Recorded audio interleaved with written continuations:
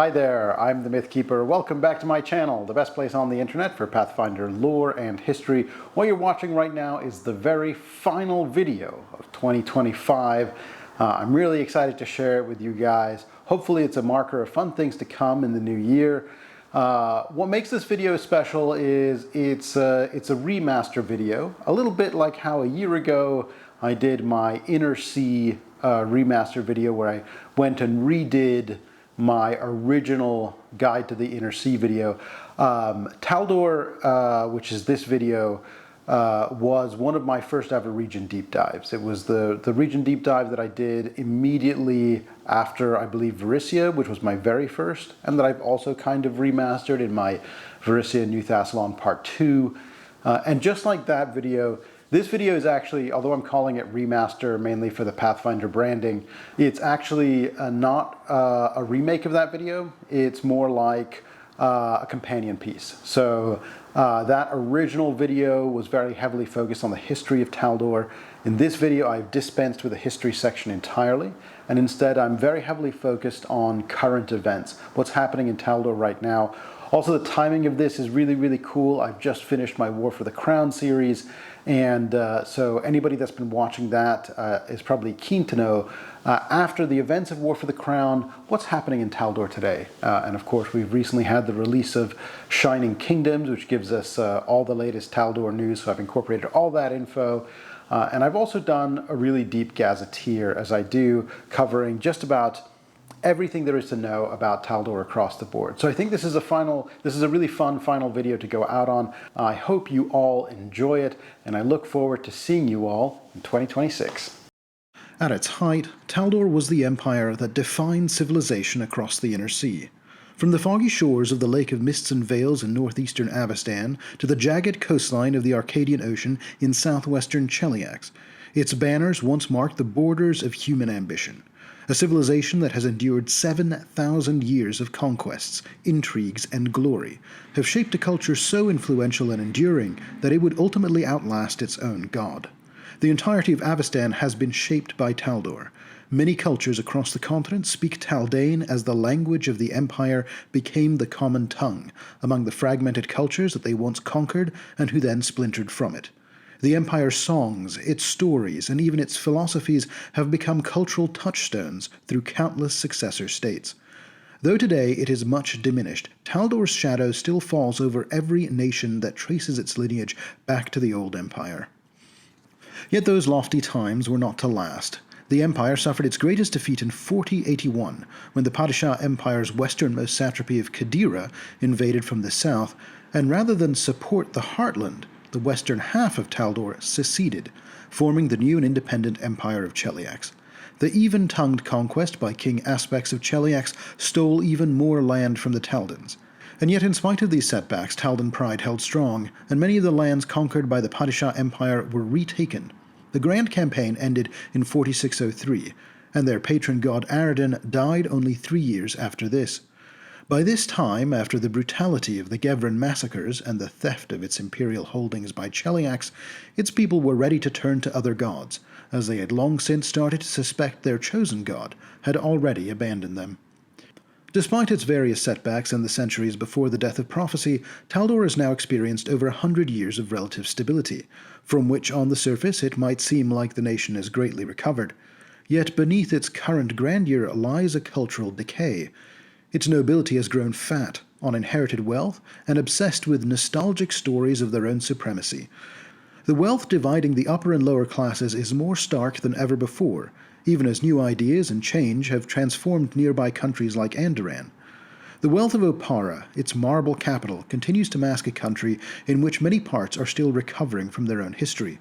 The most recent civil conflict, known as the War for the Crown, put two visions of Taldor against one another.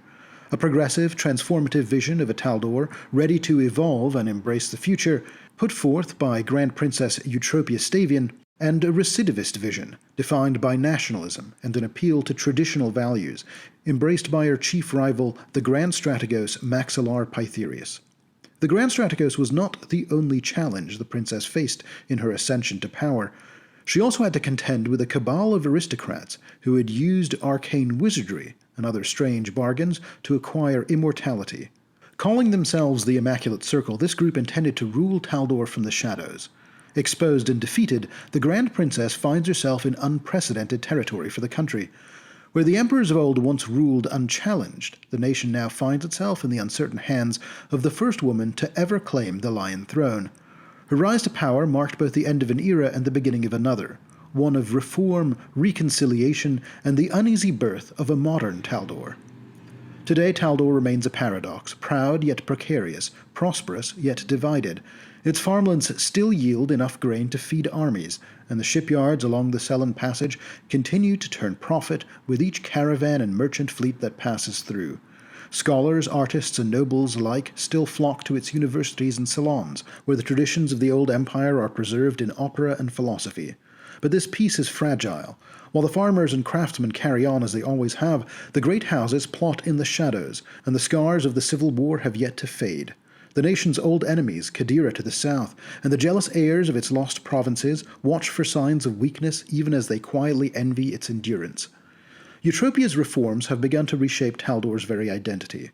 Once infamous for its rigid hierarchies and disdain for outsiders, the empire now tentatively embraces inclusion and equality, at least on the surface.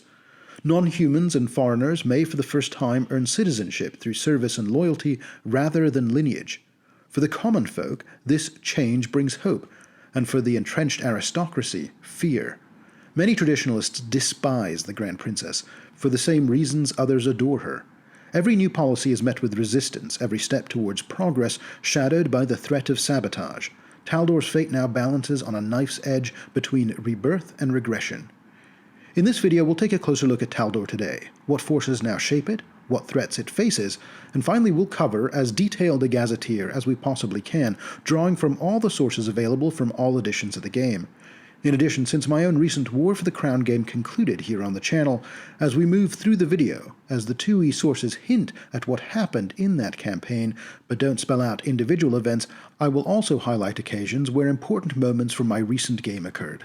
These will be clearly called out, typically by me saying, in the Pathfinder 616 universe, so-and-so happened. 616 being the numerical designation I've given to my instance of the Pathfinder multiverse, so you always know when I'm drifting into territory that is not necessarily canonical. Let's begin with current events in Taldor. 1. The reshaping of Taldor's identity. The War for the Crown may have ended, but its shadow still lingers across the country. Grand Princess Eutropia Stavian, now the first woman to ever rule the Empire, finds her every decision weighed against centuries of tradition. Her progressive vision, expanding education, reforming inheritance law, and uplifting the disenfranchised, has won her the loyalty of the common folk, but at the cost and scorn of many of the nobles. The Senate, still recovering from the Exaltation Day massacre, is at the heart of this conflict. In a slight miscalculation on her part, Eutropia promoted some of her allies into her own advisory cabinet. Having been promoted out of the chamber, the Senate is now mostly held by her opposition, leaving many of her proposals to die on the floor of the Senate Hall. What few reforms do pass, funding for schools, hospitals, and roads, are often hidden within larger infrastructure projects, smuggled discreetly through the bureaucracy by her remaining supporters. Her opponents whisper that she seeks to dismantle Taldor's ancient order. Her supporters say she is saving it. Both may be right in their own way. 2. Matters of the Empire's alliances and holdings. While Eutropia's domestic reforms have been the subject of considerable debate, Eutropia's foreign policy has been equally scrutinized. With more direct control over Taldan policy in this sphere, many have considered her bold to the point of recklessness. Granting independence to Linvar, Taldor's sole colony in Tianxia, which was granted without military negotiation or naval guarantee, shocked the imperial court. More recently, her renegotiation of the Treaty of the Wildwood, ceding yet more power to the druids of the Verduran forest, provoked outrage among the old guard. Taldor has long depended on a certain amount of lumber from the Verduran, and the nation's access to that vital resource is now more constrained than ever. The direct abandonment of its power over its various holdings have meant that even the military, once one of her staunchest allies, now find their patience is being tested. 3. The God's Reign. When the God's Reign fell, scattering divine fragments across Galarian, Taldor was quick to act. Eutropia offered grants to harness these celestial shards, dubbed the War Shards, but some looseness in the funding program meant it was rife for abuse. Ultimately, the Crown ended up overfunding independent contractors, some of whom were indeed doing research and discovery, but others who used these ill-gotten funds to fuel decadent galas and outlandish drunken revelry. Though she rescinded the bounties, a number of nobles quietly kept the funding they had already received, not to mention some of the discovered war shards which they have kept to themselves. Worse still, the God's Reign has stirred monsters and dragons alike. As Taldor braces for potentially another dragon plague, like the one that rocked the country in the mid-4th millennium, today it looks to heroes across the land who might be brave enough to stand up against these terrible beasts awakened by the divine blood that fell from the sky. 4. Ancient relics resurface. At the Imperial College of Heralds, scholars uncovered blueprints for a lost dwarven siege engine known as the Worldbreaker. Contradicting historic accounts suggest that the weapon had either once been built in Meheto, the half-dwarven capital city of the Krearis Prefecture, or possibly been constructed by dwarven masters who moved from the sky citadel Tagaret to Taldor by invitation from Grand Prince Alvistus V in the late 2nd millennium. Regardless, the acquisition of these early blueprints means that the Taldans may not need to recover the ancient weapon from where it was lost in the Mwangi Expanse. They surmise that with the blueprints, and the addition of the raw magical power of one of the Goromite war shards they recovered, they may instead be able to construct an entirely new such siege weapon, perhaps even more powerful than the old one. Eutropia has not yet blocked the project, but she stripped it from the Imperial College's oversight. Now both the Senate and the Imperial Court remain divided on how to proceed. Some see the construction of a new Worldbreaker as a matter of national pride, but others warn it is a costly endeavor with no real upside since Taldor is no longer really in the business of conquest. Meanwhile, the recent rediscovery of the Mantle of Kings also caused scholars to re-examine other ancient records. One notable discovery is that there exists a counterpart to the Mantle of Kings, called the Mantle of the Grogrizant. It was made at a later date from the Mantle of Kings by Avenia the Tailor, as part of a contest to create a garment befitting the Emperor. Avenia would later come to be known as Venia of Nazili, and would be Taldaris' first wife. The Mantle of the Grogrizant would, in the early days of the Empire, come to be the official regalia of the spouse of the Emperor. This revelation has led to a wave of songs, operas, and paintings re-celebrating the legend of Venia. Regardless of this discovery, there are currently no obvious prospects for betrothal to Eutropia, and therefore no current worthy bearer of the Grogrizant mantle. 5. Of mourning and assassins. Contrary to some early reports, Eutropia's father, Grand Prince Stavian III, was not killed during the massacre, but survived the war for the crown. Long broken in mind, the old Grand Prince lived at the palace with Eutropia for a few years after the war ended. This last year, in 4725, things took an unexpected turn. For a brief week, the old man recovered a measure of lucidity. He walked and spoke as the emperor he once was. His final words to the Senate were a plea for unity, and soon after he died peacefully in his sleep.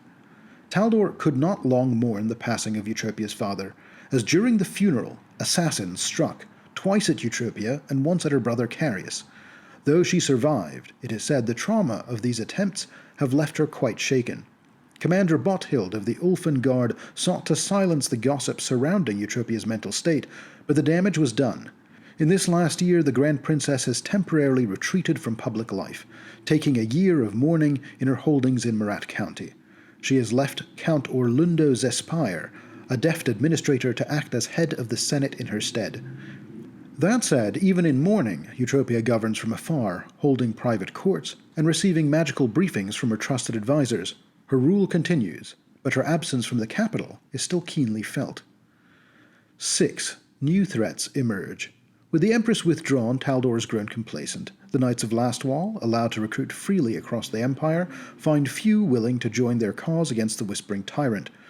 Far from the imperialist interventionists of old, to most Taldans the undead menace seems like a very distant threat. This apathy may be no accident. The Empire's famed spy network, the Lion Blades, is apparently fracturing. Once the unseen shield of Taldor, the organization now tears itself apart from within over questions of loyalty, oversight, and independence. Their silence has emboldened old enemies and birthed new ones. Whispers speak of 3 forces rising in this dark. A new Immaculate Circle has formed, a dark cabal chasing immortality and following in the footsteps of the powerful arch-wizard Panavar of the House Lothide. Likewise, a new cult of the Twilight Child has also formed, cultists obsessed with Krearis and the methods by which he was resurrected. Little do they know that during the War for the Crown, Eutropia herself was also resurrected by similar methods. And finally, there is a group called the Ninth Army, a militant faction that once served Pytherius, sworn to ending Eutropia's reign. These various enemies of the crown threaten the stability of the nation. Their aims may differ, but their shared hatred of Eutropia and her allies may yet unite them. The government of Taldor and its important factions. The Grand Princess. Today Taldor is ruled by Grand Princess Eutropia Stavian I, daughter of Grand Princess Stavian III, himself the grandson of Grand Prince Stavian I, the legendary emperor who famously outlawed the worship of Sarenrae and reclaimed the important city of Zimar in the south of Taldor. Eutropia Stavian is the first woman to hold this title. Until 4718, the law declared that the monarch could only be chosen from among the male heirs, of a true lineage that could be traced all the way back to first Emperor Taldaris and the empire's founding. Before she became Grand Princess, Eutropia worked closely with the Taldan Senate, and she pushed for the legislative reform that would allow her to inherit the title. This primogeniture reform bill was the inciting incident that kicked off the Civil War. After the votes were counted and Eutropia's reform bill had passed, assassins descended on the Senate. Over half the senators were killed that day, in an event that is now called the Exaltation Day Massacre. Eutropia, protected by Taldor's famous lion blades and some of her other allies, survived the event, and it was at this point that the war for the crown truly began. Shockingly, the man that hired those assassins was none other than Eutropia's own father, whose failing mind had led him to be convinced that his daughter's reform bill was designed to usurp power from him while he was still alive. After the massacre, there was considerable doubt as to whether the bill had ever been passed. Certainly it had not been ratified by the Senate and signed into law, regardless of the tally of the votes. For many Taldans, this meant that Eutropia's claim could be viewed as illegitimate. Muddying the waters was the fact that moments before his apparent death, Grand Prince Stavian III announced that he was formally adopting Taldor's foremost general, Maxillar Pytherius. It wasn't until Maxillar himself was defeated, and after this, that heroes supporting the princess recovered an ancient Taldan artifact called the Mantle of Kings, which had in ancient times been used to certify the worthiness of candidates for the position of Grand Prince, that her position became solidified. When this sacred relic glowed upon Eutropia's shoulders, the empire itself finally recognized her claim. The war for the crown was over, and a new age had begun. Today, the High Ruler of Taldor carries the title of Grand Prince, but in the ancient world, the Grand Prince was one of the many titles conferred to the Emperor of Taldor. This is because Taldor's original conquests were referred to as the Principality of Taldor, and the subsequent conquests that created the broader empire included a number of lands referred to as the Outer Provinces. Today, however, the old empire has collapsed, and all of Taldor that remains is in fact the old Principality. For this reason, the title of Grand Prince and the title of Emperor are in fact completely interchangeable now, but the Grand Princess, recognizing that the age of imperialism is over, much prefers the title of Grand Princess. That said, some individuals, and especially some ancient laws and customs, may continue to refer to Eutropia as the Empress of Taldor. In theory, the Empress rules all. The Lion Throne grants her dominion over Taldor's government, while the Primogen Crown symbolizes her command over its armies. In practice, the empire is a labyrinth of noble power and bureaucratic inertia. This was the case long before Eutropia began her reforms of the Senate. Generations of previous aristocrats learned they could turn to public service to build personal fiefdoms, commanding estates, legions, and fortunes with little regard for imperial will. A single duke, general, or prefect can quietly stall reforms across an entire province. The empire's authority, once divine, has long since depended on diplomacy as much as decree. The Ulfen Guard. Protecting Grand Princess Eutropia, and indeed the entire royal family, are the Ulfen Guard, Taldor's elite protectors of the Primogen Crown, warriors who hail from the frostbitten northern lands of the Linorm kings. Once symbols of iron discipline and northern valor, they've recently been shaken to their core by the death of Gorum, the god whose creed of battle once inspired their order. Many of the Guard's champions and clerics, now bereft of divine purpose, have abandoned their post in search of meaning. Their aged former commander, Cole Codranson, saw the god's fate as an ill omen and withdrew from service, leaving leadership to his fierce and unyielding daughter Bothild Koldottir. Under Bothild's zealous command, the Guard has taken on some other duties beyond just the protection of the Grand Princess. Notably, a contingent of Ulfengard, known as Eutropia's Vanguard, can now be found in the Gravelands, supporting the Knights of Lastwall. Bothild's own brother Clor leads this group. More details about this group can be found in my Lastwall and the Gravelands region deep dive. Another small group has been charged by Grand Princess Eutropia with the sacred mission of recovering Gorham's shattered essence, the so-called war shards that fell from the sky during the God's Reign. Their relentless hunts across Avestan have brought in several of these divine fragments, rekindling a fragile sense of pride and purpose among the ranks. In addition to the siblings Bothild and Clor, and their father Cole, some other notable members of the Ulfengard include such figures as Altar Vinmark, who was once a stalwart of the Order and is now Baron and Mayor of Oppara, a rare Ulfen who rose through the treacherous politics of Taldor's imperial court. Also the mighty werebear Vor, who once served as bodyguard for Prince Krearis, though it has not yet been confirmed by 2nd edition sources whether Vor survived the war for the crown. And finally, Ogvai Jarlbjorn, the Landgrave of the Taldan section of the Fog Peaks, whose followers patrol these treacherous lands for possible frost giant and orc incursions from the mountains. The Imperial Court. Although the two main governing powers in Taldor are generally considered to be the Grand Princess and the Senate, the Grand Princess does not act entirely unilaterally. Her executive branch of government is supported by a small cabinet of advisors and experts, commonly referred to as the Imperial Court. Among the princess's closest allies and advisors are Ferna Denyar, Grand Princess Eutropia's trusted lady-in-waiting. Ferna has served Eutropia for almost 20 years, and although she is not technically a significant political figure, she is never far from the princess, and the two share a close bond of friendship and respect. Among her many duties, Ferna also always makes sure that Eutropia's large hound Taldogus always gets his treats and his walks in. Prince Carius Stavian II. Prince Carius is the younger brother of Grand Princess Eutropia. He is both a beloved and tragic figure. Carius endured an isolated childhood, and his own frequently abusive father eventually killed him in a fit of rage in 4698, an act that was concealed as a tragic accident. It is not clear how widely known it is that Carius was pushed out of a window by his father and not kicked from a horse, as was officially reported. But regardless, Carius was resurrected by a cabal known as the Immaculate Circle. Using forbidden magic, they rebuilt his soul from fragments of 6 legendary emperors, intending to enthrone him as their puppet. During the ensuing War for the Crown, these ancient spirits consumed his identity, and Carius briefly ruled as a vessel for their power, before his sister Eutropia and her allies freed him from their control. Now restored, though almost 20 years younger in body, Carius serves as Eutropia's closest confidant and heir apparent. His second life carries both the scars and wisdom of his ordeal, along with the faint echoes of the emperors whose souls once mingled with his own. Revered by some as a divine savior, particularly by the cult of the Twilight Child, Prince Carius stands as both symbol and survivor of Taldor's painful rebirth.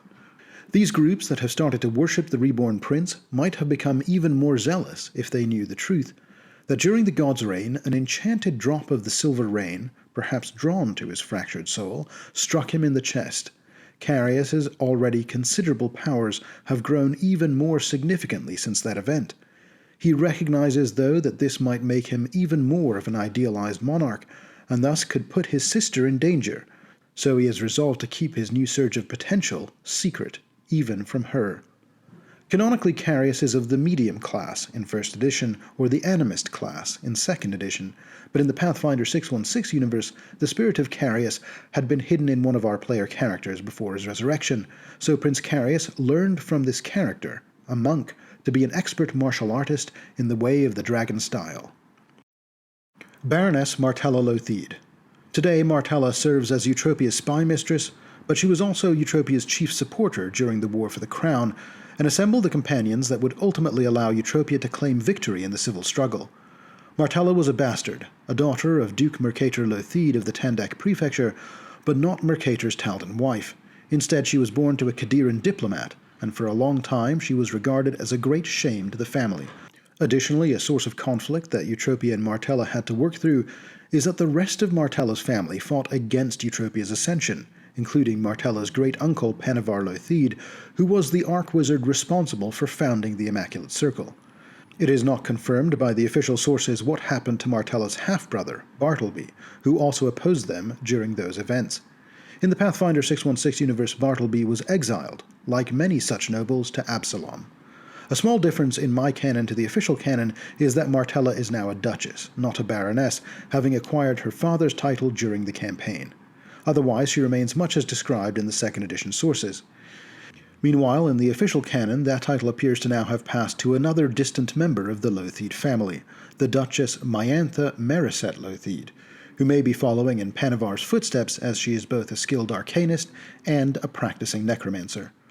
However, Prince Krearis has been collaborating with her, as she has been bringing some of her occult knowledge to help in the fight against the Whispering Tyrant, so the jury is still out on what kind of character the Duchess Meriset Lothide will prove to be. Lady Gloriana Marilla. Serving as a key advisor to the princess, Gloriana has significant family ties to the city-state of Absalom. She is a cousin to Lord Kaledo Marilla, Guildmaster of the Guild of Wonders of Absalom, and has various other relations in that city. More details on the Marilla family can be found in my Absalom region deep dive videos. Lady Gloriana Marilla is a reform-minded Taldan noble who has become a figure of international influence. She began her career as the local head of the Taldan branch of the Pathfinder Society in 4711, succeeding Baron Jacko Dalcine in this position. Determined to elevate the nobility beyond self-interest, Lady Marilla also founded an organization called the Sovereign Court in 4714, a secretive transnational alliance of young nobles devoted to fostering diplomacy, stability, and prosperity across Golarion. During Taldor's recent civil war, Marilla stood firmly behind Princess Eutropia Stavian, supporting the princess in her campaign to modernize the empire and enact sweeping social reforms. Today, Gloriana is focused on the reports of the Ninth Army's seditious activities, as well as keeping an eye on the Civil War traitors that were sentenced to exile in Absalom. Lionblade Cathan Zalar. Another key supporter of Eutropia's during the War for the Crown was Cathan, a Vishkanya daughter of immigrants from Vudra, and she was the Lionblade who helped Eutropia, Martella, and Gloriana fight their way successfully out of the Senate floor against the Norgorbrite assassins during the massacre. The Lionblades are Taldor's intelligence apparatus, and although the High Commander of the Lionblades, Dominicus Rel, remained neutral during the civil struggle, Cathan and other agents like her supported the princess from the beginning. Today, Cathan remains a fierce ally, advisor, and advocate of the princesses. Grand Strategos Selmali Zamar. Although the Primogen crown symbolizes the Emperor's command over Taldor's army, in truth the nation's armed forces are largely governed by a High General, who holds the title of Grand Strategos. After the War for the Crown ended, Eutropia appointed Selmali Zamar as the new Grand Strategos of Taldor. Once a highly respected phalanx commander, Selmali endured years of prejudice and obstruction under Maxillar's rule. After retiring from active service to devote themselves to Sarenrae's faith, they were repeatedly called upon to advise and aid the same troops they once led.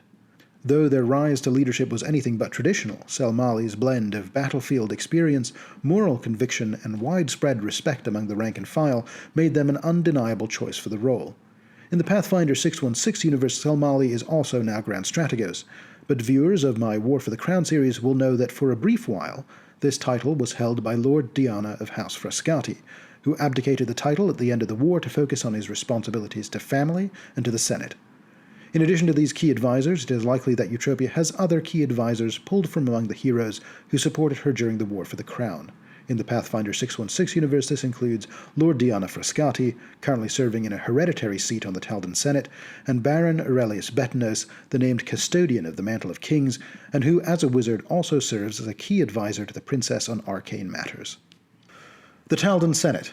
Despite the deaths of almost half its number during the recent massacre, today the Senate remains one of the most powerful institutions in the Empire. As the princess has learned, its favor is vital to Eutropia's reign, and frankly, in recent years, her loss of influence has made her reforms increasingly difficult to pass. Beyond serving as a center of influence, the Senate translates imperial decrees into law, handles lesser legislation unworthy of the Empress's direct attention, and temporarily governs in her absence. Historically, most senatorial seats were hereditary and passed through patrilineal primogeniture, ensuring that nearly all senators were male heads of noble house. This rigid tradition persisted until the Exaltation Day massacre, when half the Senate was killed, an event that shattered the old order and forced many noble families to reconsider who might represent them. In the aftermath, Eutropia filled the empty seats with her loyalists, sparking a political crisis that paralyzed the Senate for nearly a year until a compromise was reached. Today the Senate is divided into 3 equal blocks of 74 seats for a total of 222 senators. The first block, and arguably the most influential, although each seat has technically equal voting power, belong to the hereditary seats. These seat holders have permanent lifetime appointments. In Pathfinder 616, Diana Frascati holds such a seat on the Senate. The second block, the appointed seats, are reserved for landed nobles, who represent provinces or military arms, but they only hold these appointed seats for a fixed 5-year term, after which the Grand Princess and Senate leadership must either appoint new leadership or reapprove the old leadership. The third block, the elected seats, are the most controversial. They are to be filled by public election, inspired by Andorran's successful methods in the West. These seats are also restricted by term limits, and these are the only Senate seats that can be held by commoners. Unfortunately, Eutropia's Senate reforms have not been fully adopted, and the public elections are not yet in place. The current proposal has sharply divided the Senate between reformists and traditionalists.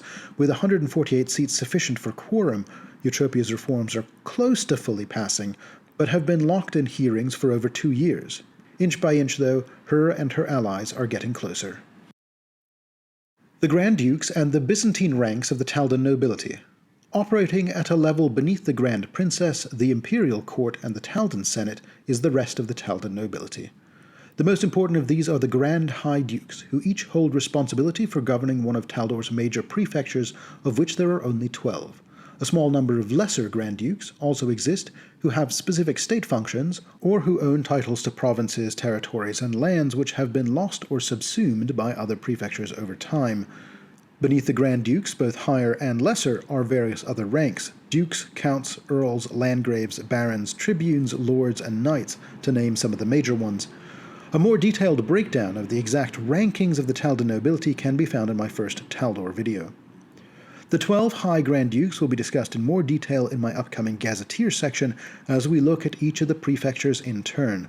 What is notable is that each functions as a sovereign in their own right, administering their lands, raising tithes and taxes, and possessing their own standing army, which remains distinct from the Taldan phalanx, horse, and navy, the official standing armies of the Empire. The Lion Blades. The Lion Blades are Taldor's foreign and domestic intelligence organization, a clandestine order of spies, infiltrators, and assassins who serve the Empire's interests above all else. Officially, they do not exist, allowing them to often act beyond the reach of law or oversight. For generations, they've recruited promising students from Taldor's bardic academies, particularly the prestigious Kitharodian Academy. Kitharodian headmaster Lord Meriwether Stokes is in fact a key recruiter for the Lion Blades, and he is a figure discussed in more detail in my Faction Guide to Arcane Schools and Academies video. Once recruited, prospective Lion Blade agents are trained in secret shadow schools to master infiltration, disguise, hypnosis, and even the art of silent killing. Although Lion Blade leadership is decentralized, the preeminent figure in the organization is Lord Dominicus of House Rel, the chief overseer of the shadow schools. He has been the de facto leader of the Lion Blades since the reign of Stavian III, and has led the organization with equal parts brilliance and arrogance. A maverick by nature, Dominicus has often defied consensus to act on his own instincts, decisions that have often proved successful for him. However, his relationship to Eutropia is complicated. Initially, he opposed Eutropia's claim to the throne, and he was conspicuously absent during the War for the Crown, only to return afterwards to declare his support for her after she had already won. Though Dominicus now advises Eutropia, his is also often a contrarian voice. On the other hand, he has also often negotiated quietly with her detractors, and so his actions often remain as opaque as his motives and loyalties. As Dominicus is not fully in favor with the current regime, a growing schism has started to emerge within the Lion Blades, something that may prove more costly than his own perceived disloyalty. Some among the Lion Blades now whisper that Dominicus always sought to reshape the Lion Blades into a personal army loyal only to himself. His high-handed decrees and refusal to explain his actions have fanned dissent. This growing unrest has emboldened another figure within the order, Larissa Tremaine, a calculating spy master whose foresight during the Exaltation Day massacre earned her considerable respect. Larissa argues that Taldor's future lies not in secret cabals but in open service. She has advocated to legitimize the Lion Blades as an official fourth branch of Taldor's military. Her influence spreads quietly through the ranks, winning converts disillusioned with Dominicus's leadership. As internal suspicions deepen, the Lion Blade's unity has become divided. What was once Taldor's deadliest weapon now risks turning its blade inward, and unless peace is found soon, The Empire's most secret war may be fought by those who are sworn to protect it. The Wildwood Lodge. A faction that doesn't technically consider itself a Taldan faction, but which finds itself within the borders of the Principality, are the Druids of the Wildwood Lodge, the ancient stewards of the Verduran Forest. Their order has protected the balance between civilization and wilderness, enforcing the terms of the Wildwood Treaty, an accord signed nearly 9 centuries ago that granted the forest autonomy in exchange for keeping its dangers in check. While the Druids honoured their oath, the same could not always be said for their neighbours in Taldor or Andoran, whose hunger for lumber and farmland often strained the Pact's fragile peace. This growing imbalance erupted recently into open conflict during the Wildwood Revolt, sparked by political betrayal and bloodshed at the treaty's renewal. The revolt saw Druids, Fae, and even forest beasts rise against what they saw as centuries of human arrogance and encroachment. Though the fires of war have been quenched, scars remain. Only through the intervention of Grand Princess Eutropia was a new accord forged, one that better respected the needs of the Verduran and those who depend upon it. Today the Wildwood Lodge endures, reformed but watchful. Leadership is passed to the reluctant yet gifted Emorga All-Seer, an awakened tortoise whose quiet wisdom guides the lodge towards a future of cautious cooperation, and to Corazal, an ancient Conrasu sentinel still recovering from the near destruction of their physical form during the revolt. Together they embody the lodge's dual nature, patient growth, and enduring strength. Though peace has tentatively returned to the Verduran, not all who fought have laid down their arms. Old grudges and festering mistrust threaten to reignite the conflict at any spark. The Druids of the Wildwood Lodge know that their work is far from over, for even in a Taldor reborn, the roots of discord run deep. The Ultimate Taldor Gazetteer. For the Ultimate Gazetteer, we're going to do a clockwise tour of Taldor's prefectures, starting with the important central prefecture of Tandak, where Taldaris himself once hailed from, and culminating in Opparos, with a deeper look at the capital city of Oppara. With each prefecture, we'll look at local leadership and politics, important local figures, and describe each major place of historical or cultural importance in the prefecture. Tandak Prefecture. The Tandak Prefecture is today one of the most urbanized, developed, and wealthiest parts of Taldor, and yet for all that, parts of it still seem very provincial. It was not always so well developed, however. The plains of Tandak were once the prowling grounds of the feared Grizantian lions, the huge Taldan dire lions who, according to legend, are descended from the mythic six-eyed lion called the Grogrizant. One of the legends of First Emperor Taldaris is that he was raised by lions on the Tandak plains, and that he once slew a cockatrice as a baby, though if he was raised by lions, it's unclear how such a claim could ever be verified. Starting around minus 1312, when Taldaris was aged 3 or so, the child was discovered on the Tandak plains by his adopted mother, Captain Selen of Oppara, for whom the famous Selen River is named. Taldaris would tour with her army, defending settlements that, like Oppara to the south, had been built over the ruins of older Aslanti structures. Taldaris proved so skilled with a blade he was promoted to general by the age of 15. Ultimately, it was from these lands that Taldaris began his campaign to unify Taldor and create the first empire of Avestan since the Earthfall Cataclysm, completing his conquest of the realm by the time he was 28. For these reasons, although Oppara has always been the empire's capital, the Tandak Prefecture can in many ways be seen as the soul of the empire. The prefecture capital of the Tandak Prefecture is Casimir, which critically sits at the mouth of the Selen River. Through this vital river, all trade from the Encarthan Circuit and from the Lake of Mists and Vales in the north must pass, and so the nobility and the merchant princes of the Tandak Prefecture have gotten fat and wealthy from these proceeds. That wealth has not been distributed to the heartland's interior, where farmers and labourers remain relatively impoverished and undereducated. And many previous prefecture Grand Dukes have attempted in years past to appease the underclasses in various ways. A notable recent example was the downfall of Grand Duke Forath Bosbelly, who lied to his people about his military service record. This, coupled with failed promises to the underclasses, led to the Bosbelly riots in Casimir, in which the people of the city rose up against his house guard and ultimately killed him. Forath Bosbelly was succeeded by his niece, Sisera Tiberan, who has taken a good deal of effort to distance herself from her uncle, though she continues to live a lavish lifestyle beyond the imaginings of the Tandak Prefecture's common folk. Sisera Tiberan remains the Grand Duchess of the Tandak Prefecture to this day, having survived the events of the War for the Crown. In recent news, because of its rich history, the Grand Duchess has begun funding expeditions into some of the various important archaeological sites of the Tandak Prefecture.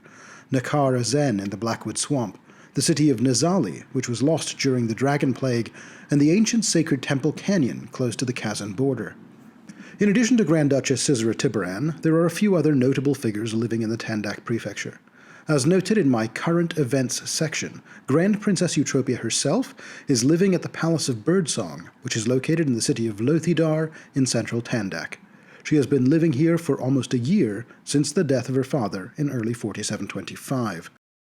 Likewise, we can assume that many of Eutropia's advisors, including Martella Lothide and possibly her brother Carius, are probably spending a good deal of time in Lothidar as well.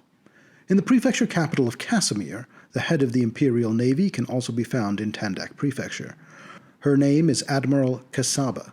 Like the princess's spymaster, Martella Lothide, Admiral Kasaba is half Kadiran, and her rise to the position of admiral in the navy is a legendary one, having spent most of her life as a galley slave on a corsair ship in the Obari Ocean. She is well known for being gruff but fair. On the other side of the spectrum, Casimir is also the port of call of the infamous Jean Cormont, the Lion of Taldor. The Empire's most infamous privateer is something of a celebrated hero in Casimir, where his ship, the Happenstance, often docks. Trained in his youth by the secretive shadow schools in Oppara, Cormont is actually a lion blade, an elite spy serving Taldor through acts of naval sabotage. Over his long career, he has sunk more Chelish, Katapeshi, and Kadiran vessels than any other privateer in the Empire's service. Though as many as 5 nations have placed high bounties on his head, Cormont continues to elude capture, thriving amid battle in the inner sea.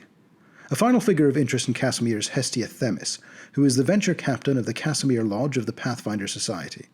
Although the Society is an international organization and not a Taldan organization, they never hid the fact that they were supporters of the princess from the beginning, with support from figures like Gloriana Marilla and Hestia Themis helping cement her victory. In Pathfinder 616, Grand Duchess Caesara Tiberan ultimately became a prominent supporter of Grand Princess Eutropia during the War for the Crown. The source material is vague on Tiberan's canonical politics. However, the fact that the Grand Princess is comfortable retiring to the Tandak Prefecture when she needs a break from the capital suggests that there is a level of trust there, if not friendship. Another detail from my own campaign is that Hestia Themis nominated one of my player characters, Demetria of Numeria, for a field commission, making her a full agent of the Pathfinder Society by the end of that game.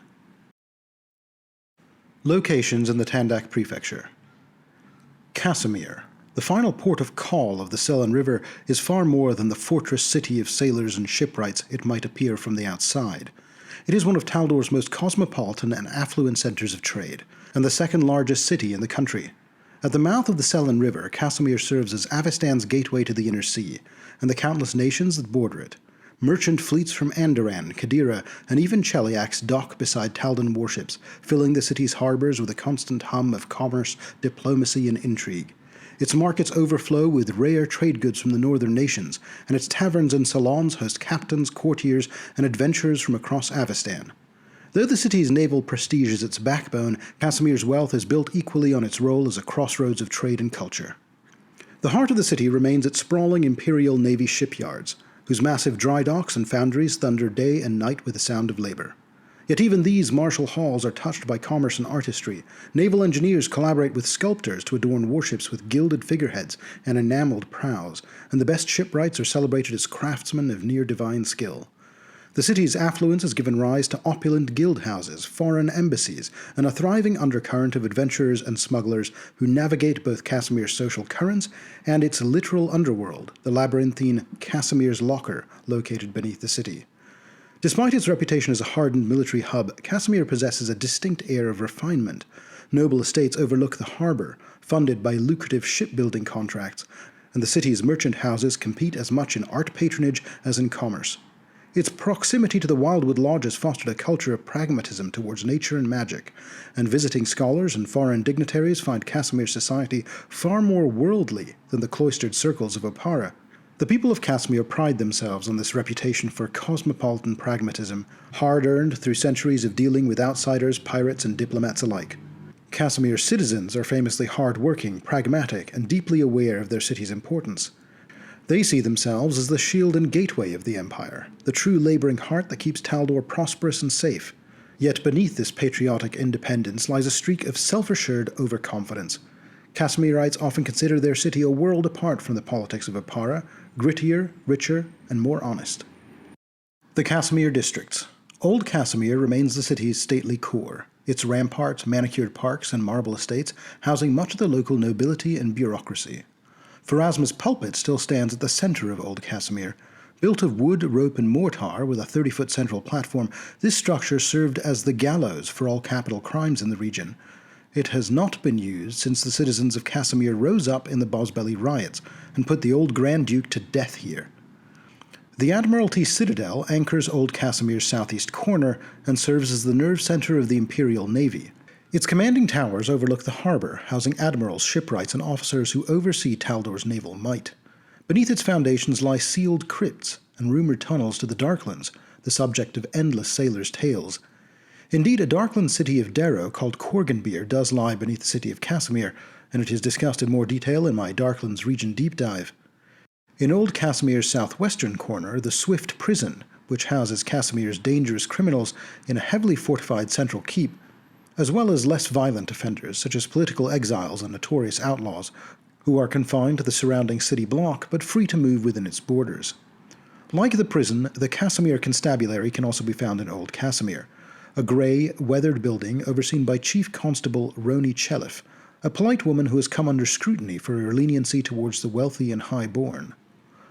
Located along the walls and battlements, the Harbour Watch consists of 3 massive towers guarding Casimir's harbour, opposite Greyguard Castle. The tallest rises from Old Casimir's ramparts, connected by fortified walls to its 2 shorter counterparts, each armed with siege engines to repel naval threats. A great chain is said to run from the southern tower across the harbour floor, ready to seal the port in times of war, though it has never been raised, and many suspect it's more of a deterrent than a defence. A final point of interest in the area is Treacherous Jack, a massive stone lighthouse topped with a glowing flame-shaped beacon that shines both day and night, except when it unpredictably goes dark.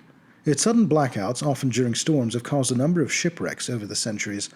Despite extensive study, scholars remain divided on the cause, debating whether its faltering light is due to fading magic or some other sinister force at work.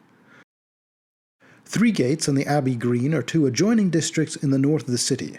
3 Gates is Casimir's wealthiest district, a picturesque quarter of orderly streets, grand row houses, and elegant gardens. Lying between the city's main gates, it serves as the face of Casimir's prosperity, home to senators, ship magnates, and influential patrons whose fortunes rise and fall with the tides of the inner sea. The Abbey Green is Casimir's artistic and intellectual heart, built around the haunted ruins of Quickfall Abbey. This abbey was once consecrated to Aradin, and was in fact the first building to be constructed in this clearing of the Blackwood Swamp, around which the rest of Casimir was eventually built. Today its cobbled streets host fine artisans, jewelers, and historians, with elegant shops and apartments standing among some of the city's oldest stone buildings. Street fairs and open-air concerts keep the district lively despite the lingering superstition surrounding the abbey ruins. South of the Abbey Green and connecting the north and southern ends of the city, the Imperial Naval Shipyards form the industrial soul of Casimir, their sprawling docks and cranes constantly birthing warships of Blackwood timber. Around the shipyards, taverns, markets, and brothels bustle with sailors and craftsmen. Though heavily patrolled, crime and disappearances remain common after nightfall. Beneath the shipyards, the underground tunnels of Casimir's Locker can be found, and possibly beyond them, the Darrow settlement of Korganbeer. Finally, the Admiral's Fen district represents the city's struggle against nature, a once prosperous quarter reclaimed from the swamp, but which, because of its costly maintenance, is now sinking back into the mire in its eastern reaches. Damp, crooked streets and leaning houses give the Fen a squalid charm. Once home to nobles, it is now a rough neighborhood of dockhand smugglers and petty criminals, serving as a haven for Casimir's underworld and feeding various black markets. To the west of the Fen lies Greyguard Castle, which dominates the harbour skyline, a fortress temple that serves as both governor's residence and a multi-faith shrine. Its sheer walls and siege engines protect Casimir's coast, while its inner sanctums trains naval healers and clerics. The surrounding height gives the castle a near-mythic stature as the city's watchful guardian. In the shadows of the castle, the Admiral's Fen district gives way to a small unofficial district called Greyguard's Shadow, which is a clean, orderly supply district of warehouses, docks, and armories. Constantly patrolled, it stands in sharp contrast to the eastern half of southern Casimir, marking the threshold between the Casimir gentry and its working-class depths.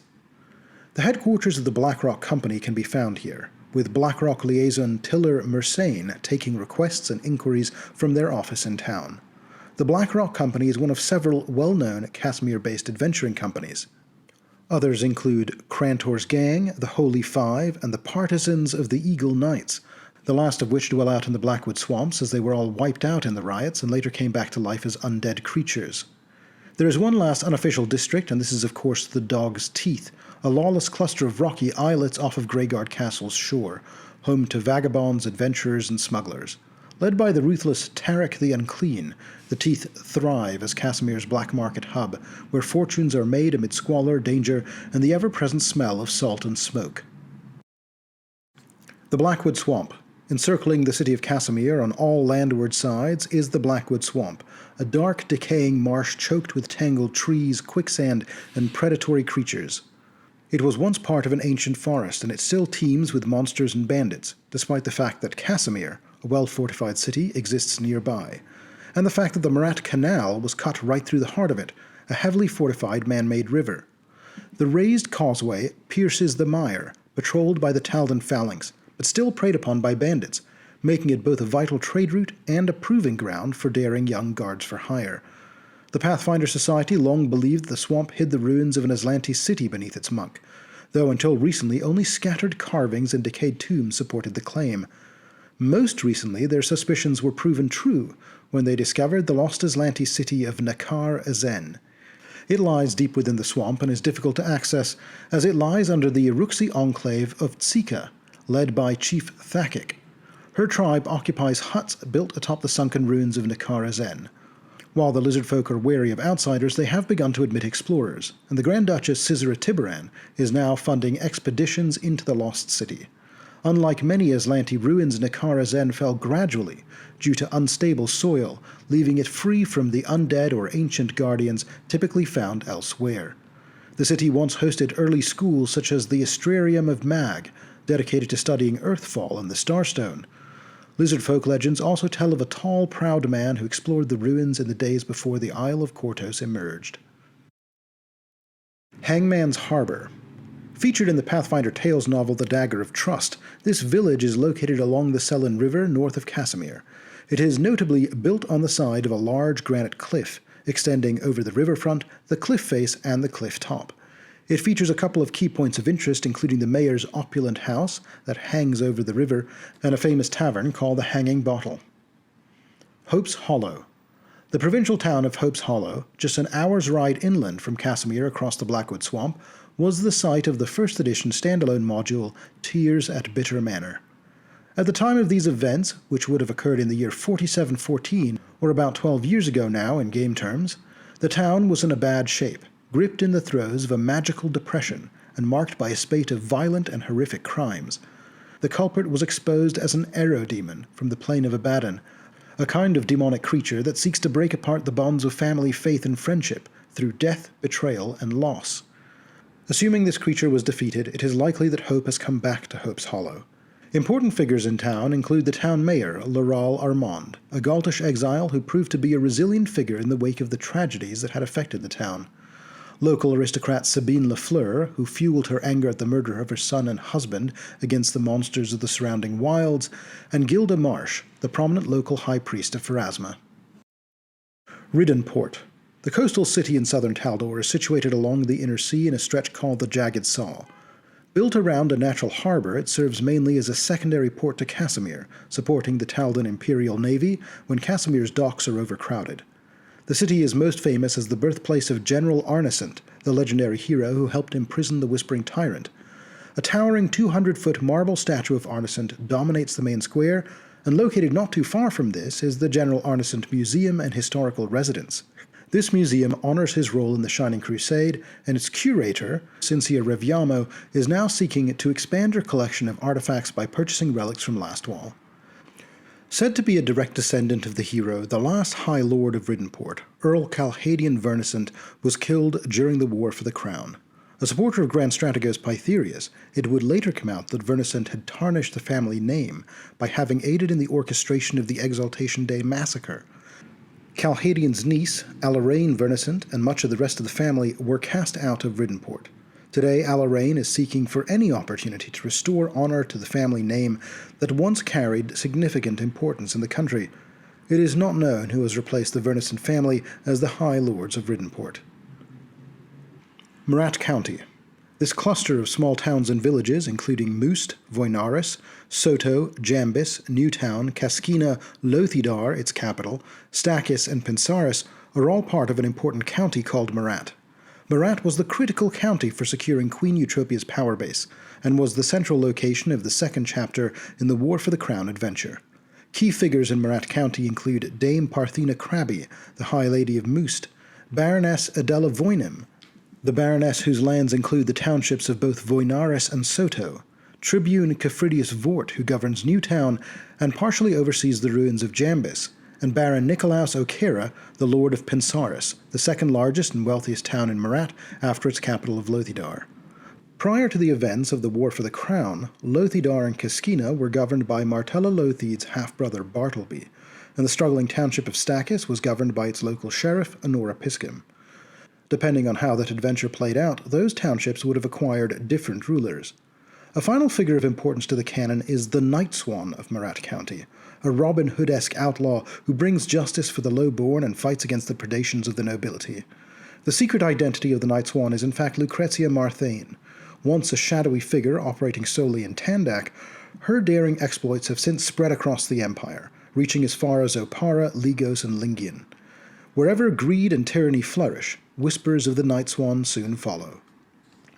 In Pathfinder 616, the Night Swan allied with the heroes of the War for the Crown.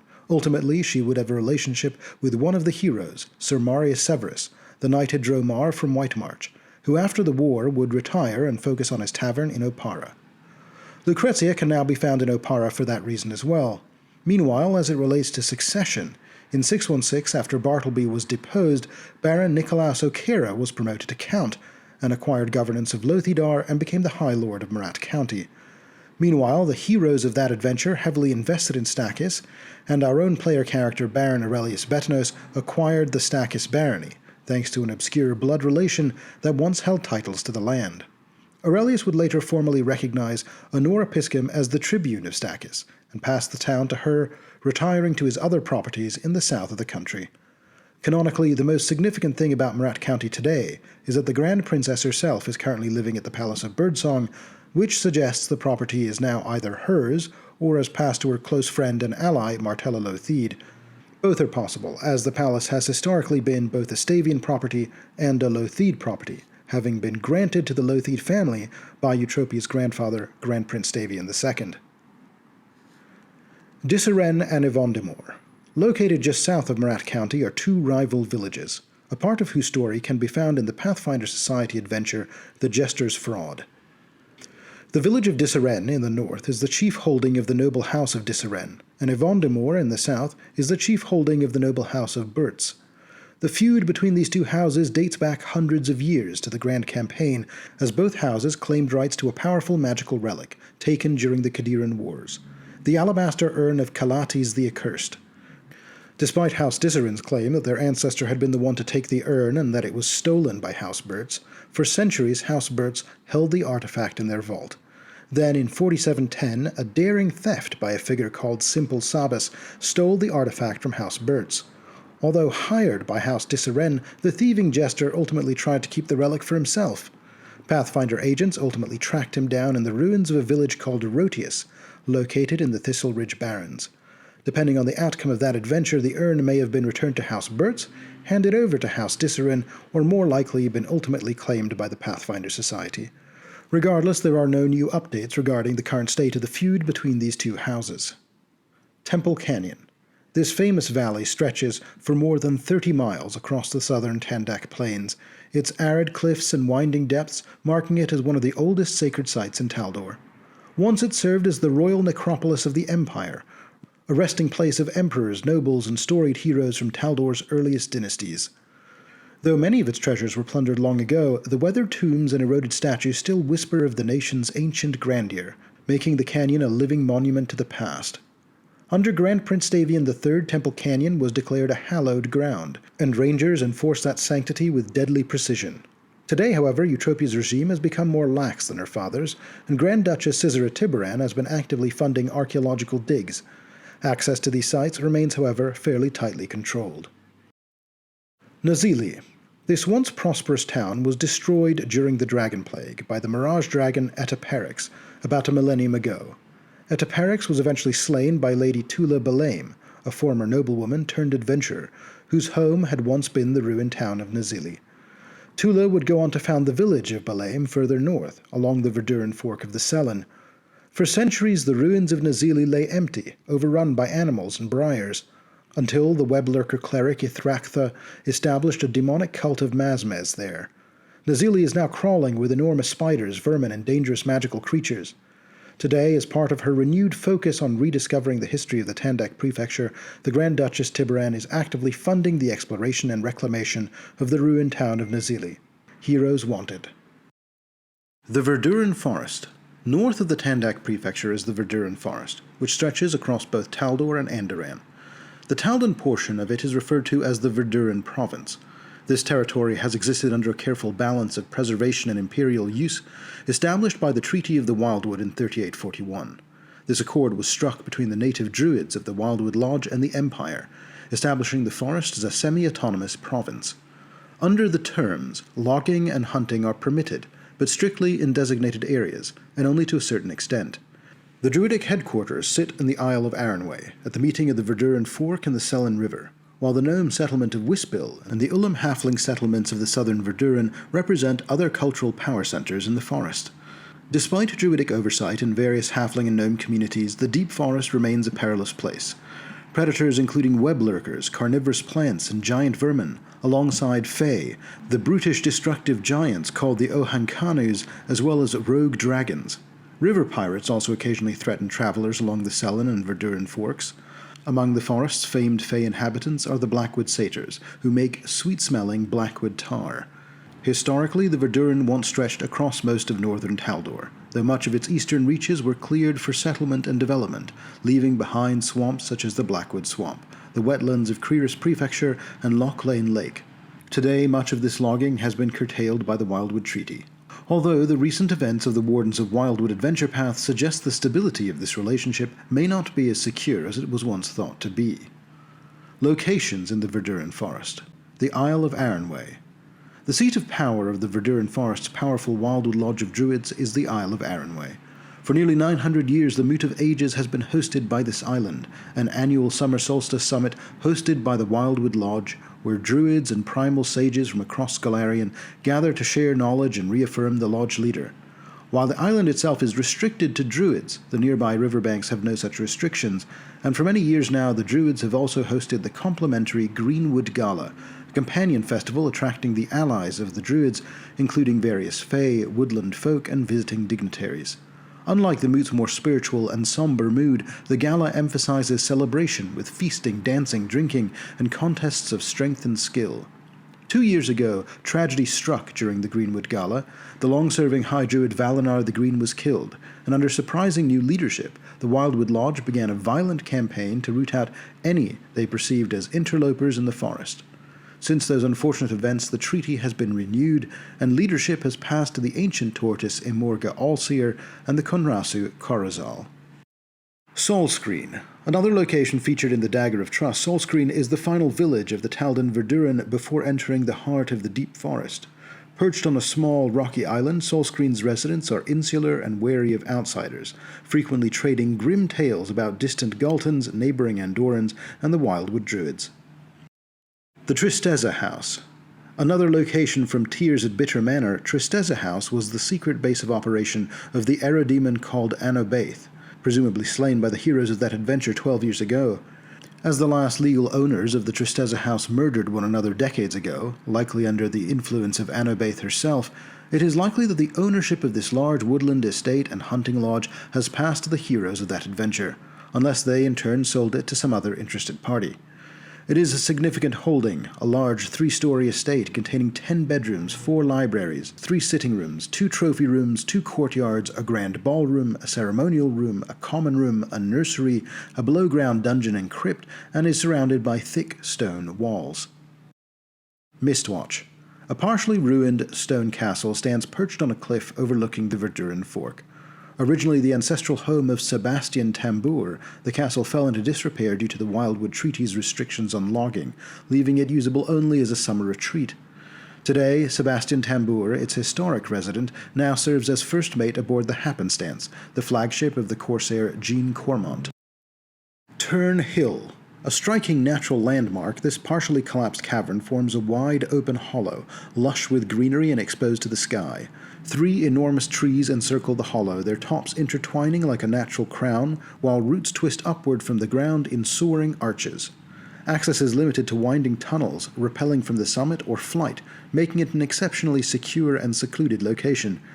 During the Wardens of Wildwood crisis, Imorga Allseer made use of the hollow as a strategic base to rebuild and consolidate strength. Dunholm. Dunholm is a ruined village deep in Taldor's Verduran forest, abandoned after a mysterious catastrophe known as the Dunholm Doom. The disaster began when an unknown force, possibly a swarm of fungal crawlers, strange creatures appearing to be a cross between an insect and a fungus, emerged from the local well, claiming the lives of several townsfolk. Today, though the village itself remains abandoned, a trade road still passes through the remnants of the city, connecting travelers to Balaam and Wispill further north. Bafra's Face. This ancient weathered monument, carved into a high granite bluff on the edge of the Verduran and overlooking the Tandak Plains, was originally created to immortalize Grand Prince Bafra of early Taldor. Over the centuries, the monument has crumbled and fallen into obscurity, leaving only a vague, moss-covered likeness overlooking abandoned farmlands. Today, a Spriggan named Ifgahir has claimed the site, where he rules over a community of gargoyles and moss trolls who support his endeavor to awaken the statue. Using captured golems and earth elementals, Ifgahir experiments with animating the massive stone body, seeking a means to give it life and power. Bellis. Bellis is a city that lies on the border between Taldor and Andoran, along the Selen River. It is, however, considered an Andoran holding, so although I'm calling it out here, the city is described in more detail in my Andoran region deep dive. Evernest. The Evernest, or Tok Chka, is a gathering site for bog striders deep in the Verduran forest, about a day and a half from Bellis. Centered on a small lake with 3 interconnected islands, its largest island hosts a grove and a central boulder where bog striders meet with outsiders. The bog striders, called the Sesh in their own tongue, are insect-like water-walking humanoids who are carnivorous but avoid eating sapient creatures. The community here is led by a seer queen named Rikvisk. Wispill. This predominantly gnomish city is the largest settlement nestled deep within the Verduran forest. It is strategically important as the city's lumber supports the bustling Imperial naval shipyards at Casimir, ensuring the Taldan Imperial Navy remains well supplied with the blackwood that is so prized for shipbuilding. Carefully monitored lumbering activity permitted by the Wildwood Lodge of Druids results in timber being floated down the Verduran Fork and Selen River by gnomish steersmen called boom rafters. In exchange for this lumber, various other goods are imported into the city from across Taldor. Although nearly all of Wispill's residents are gnomes, a mix of halflings, elves, Ayuvarans, fae, and even a few dwarves also live in the city. Because of its local residents, the city reflects gnome-scale architecture and furniture, which can be uncomfortable for visiting larger outsiders. Culturally, Wispill is proud of its Taldan allegiance, while maintaining semi-independence under the Treaty of Wildwood. Opera is a central pastime here, with residents regularly performing in the town's tavern-turned-opera house, and the gnomes here are also credited with inventing the mildly euphoric drug Felwill, now popular across southern Avestan. Wispill itself is governed by a city council and also holds one of the elected seats in the Senate, which has been held by Marquess Tanasha Starborn for nearly 2 decades. The city's deep forest location means it faces various natural dangers, including threats from 2 white dragons, Icemorn and Mirrorwing, along some of its important travel routes. Briar Henge. Located not far from Wispill is Briar Henge, one of the key holdings of the Primordial Ones. This matriarchal druid sect is more reclusive and violent than the Wildwood Lodge, and many of its members have a lycanthropic or bestial heritage. The primordial ones are also discussed in more detail in my Andoran region deep dive in my section on the Andoran portion of the forest. Belaim. The setting of the standalone first edition module The Dragon's Demand is Belaim, a town along the Verduran Fork that owes its founding to Tula Belaim, the hero of the Dragon Plague who lost her family to the black dragon Etaperax and later slew it with her mercenary company, the Slayers of Nazili. Rewarded with baronial lands, she oversaw the settlement's growth and granted permission for the construction of an Auroran monastery east of town. Personal tragedy struck Tula when all 4 of her children died young, and the Canticleur family inherited rule here, but they too were wiped out when Auroran monks accidentally summoned a powerful alien being. Sir Arkol Devi was then granted the barony, and his descendant, Baroness Origina Devi, still rules the barony to this day. She has been grooming her son Arnhold Devi to follow in her footsteps as baron when she retires from rule. Other important figures in town include the town deputy Gurgis Gorgeous Bellet and the Belaim historian Bassi, though at times Belaim's fortunes have waned due to a flooded quarry and the costly, impractical task of draining the nearby Dragonfen. Today Belaim is a quiet, self-sufficient town known mainly for its pottery and fishing. In the events of the Dragon's Demand in 4713, a horned dragon emerged to extort the town, until a group of heroes put an end to his outrageous demands. The Viridian Nexus. One of the 2 overseers of the Wildwood Lodge today is Corazal. Corazal is a Conrasu, a kind of plant creature who trace their origins to the eons of the astral plane. See my Religion Guide video to the eons for more details on what the eons are. Regardless, Corazal is a powerful Conrasu, who's learned to tap their roots into a vast root network that stretches from one end of the Verduran forest to the other. Through the root web, Corazal can perceive countless events that occur across the Verduran forest. The location at which Corazal is able to connect with the root web is called the Viridian Nexus, and it is located here in the central part of the Verduran forest. Corazal can frequently be found here, and anyone seeking to understand the deep history of the woodland may entreat him to commune with the root web here. Elwaith Glen. This narrow woodland valley in the Verduran forest, marked by towering moss-covered trees, old-growth vegetation, and berry bushes along a slow-moving river, is the domain of Felivane, an immortal and reclusive Dwemer cat once affiliated with the Goroth Lodge, who was ostracized after the Wildwood Treaty. Felivane retired to this valley after he lost his friend, a human druid named Elwith. Failing to discover her fate, he eventually accepted her death and settled in the glen she once inhabited, naming it in her memory and maintaining it as a secluded territory ever since. The Blackwood Moot. Nestled deep within a secluded grove of blackwood trees, this enclave has long-drawn arboreals who reject the Treaty of the Wildwood, viewing it as a betrayal that permits continued violence against their kind. These dissenters hold equal animosity towards both the Wildwood Lodge and the Taldan authorities. Under the leadership of the cunning elder arboreal Oakdence, they orchestrate covert strategic strikes against the Isle of Arranway and even occasionally against the city of Wispil, employing the forest's wild creatures as both shields and soldiers in their campaign. The Northern Tandak Prefecture. Taldor's northernmost prefecture is a sparsely populated, largely rural region of Taldor, stretching from the northern edge of the Verduran forest to the fog peaks west of the Broken Bridge. Its isolation historically protected it from the worst excesses of Taldor, allowing a modest but comfortable life supported by diverse environments and trade with neighboring Gult. That security has eroded since Gult's descent into civil war, leaving North Tandak vulnerable to brigands, criminals, and dissidents who exploit the prefecture's exposed position. The land itself remains fairly wild and untamed, home to vast herds of aurochs, antelope, and wild horses, as well as predators like wolves, cougars, hippogriffs, and even juvenile dragons and wyverns. The prefecture is governed by House Falspar, who rule from a country estate in the Fog Peak foothills, near the confluence of the Broken Bridge River and Fog Creek. Grand Duchess Breatiza Falspar oversees her lands personally, deeply invested in the welfare of her people, but weary of politics and aristocratic duties. She spends long periods in the wilds on hunting trips, finding greater satisfaction in direct engagement with her lands than in courtly maneuvering. Her affinity for Andoran democratic ideals and philosophical correspondence with foreign politicians have set her at odds with other more traditionalist leaders.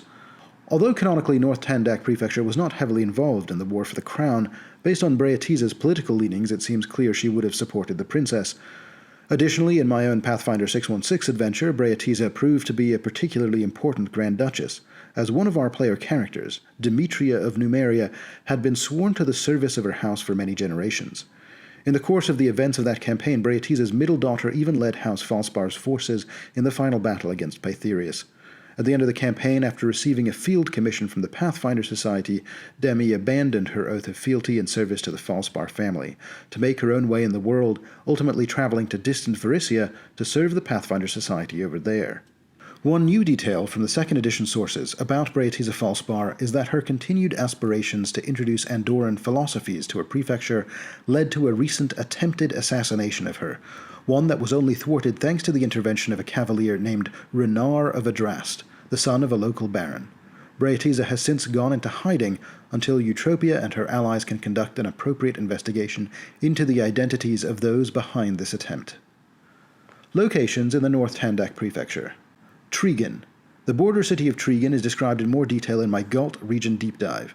During the Red Revolution, the Falspars began to patrol the wilds to block the flow of refugees into their lands.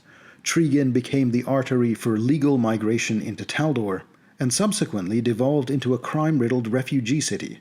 Although Galt has changed considerably in the last 10 years, Tregan remains a difficult city on the borders of the Falspar lands.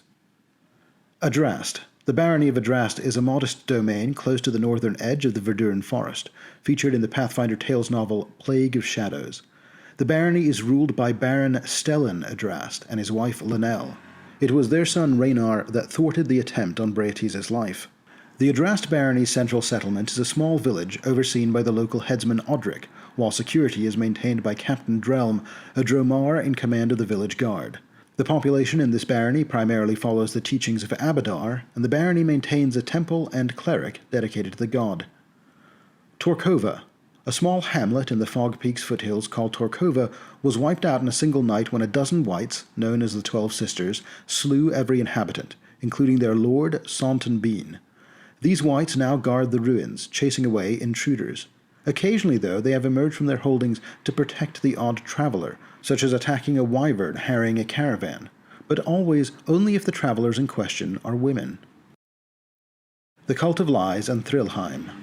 Among the myriad dangers of the Fog Peaks are an ancient temple of Asmodeus called the Cult of Lies, which dates back to the days when Cheliax controlled Galt, and the frost giant holding of Thrillheim. Both of these locations are covered in more detail in my Galt region deep dive. The Wilting Rose. The Wilting Rose is a ruined conservatory once founded by the Church of Shaelin along the trade road to Galt, originally serving as a haven for travelers and a school of painting and sculpture. Following the even-tongued conquest, patronage declined, the church abandoned the estate, and the forest reclaimed the grounds, leaving behind some beautiful murals and statues. Today, the site has attracted a pack of werewolves, wolfkin, and even a hag, who sometimes clash violently in the old ruins. Though remarkably, despite the dangers, the ruins also still draw daring lovers, seeking Shaelin's blessing at the old shrine. Broken Bridge. Broken Bridge is a name shared by a few different landmarks in the region. It is primarily the name given to a ruined causeway that once connected North Tandax with the Avin Prefecture, and it is also the name of a small village that now lies in the shadow of the bridge. Finally, the river itself that runs between Yanmas and the Verduran Fork also takes its name from this landmark and is called the Broken Bridge River. The bridge itself, once a proud piece of Taldan engineering, was destroyed centuries ago by a rampaging dragon during the Dragon Plague. Rather than rebuild it, the locals preserved the ruin as a somber memorial, constructing a smaller wooden bridge alongside it for travel across. Stones salvaged from the wreck were also used to build a small riverside fort, home to a contingent of the River Guard, who patrol the waterways of northern and eastern Taldor. In Pathfinder 616, the heroes were ambushed at the broken bridge itself, and then later they conferred with Grand Duchess Falspar in the adjoining settlement. Skaithen. The bustling trade heart of North Tandak is the prefecture capital of Skaithen.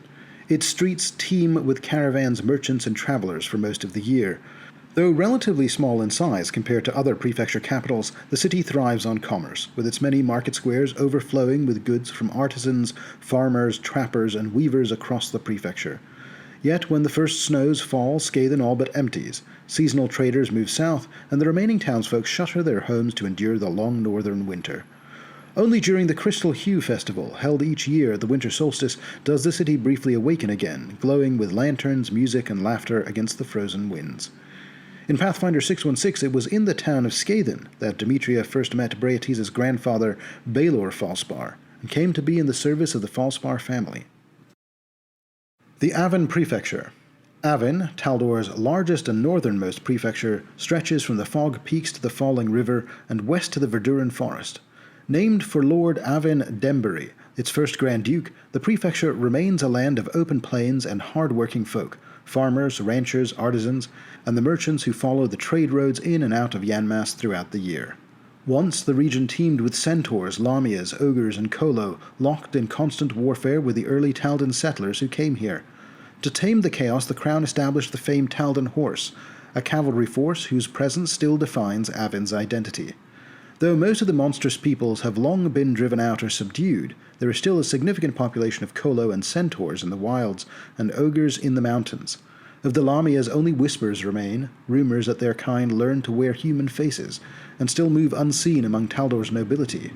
In some parts of the Avin Prefecture, rural families, half out of fear and half out of tradition, still leave offerings of meat under the new moon to keep the lion women appeased. The Grand Duke of the Tandak Prefecture is Brois Renjana, who governs his prefecture with discipline and loyalty, drawing heavily on his years of service in the Taldan Horse. Behind the facade of noble decorum has long lied a dangerous secret, Renjana's long-standing affair with General Relison Gwaine, a relationship that they feared, if exposed, would scandalize both the aristocracy and the military.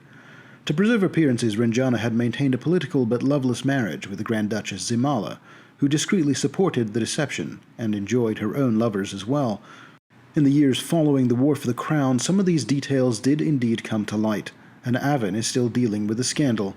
The illicit couple's last meeting came during tense negotiations with Avin's native kolos and centaurs, some groups of which have agreed to provide aid against ogre raids in exchange for Taldan citizenship.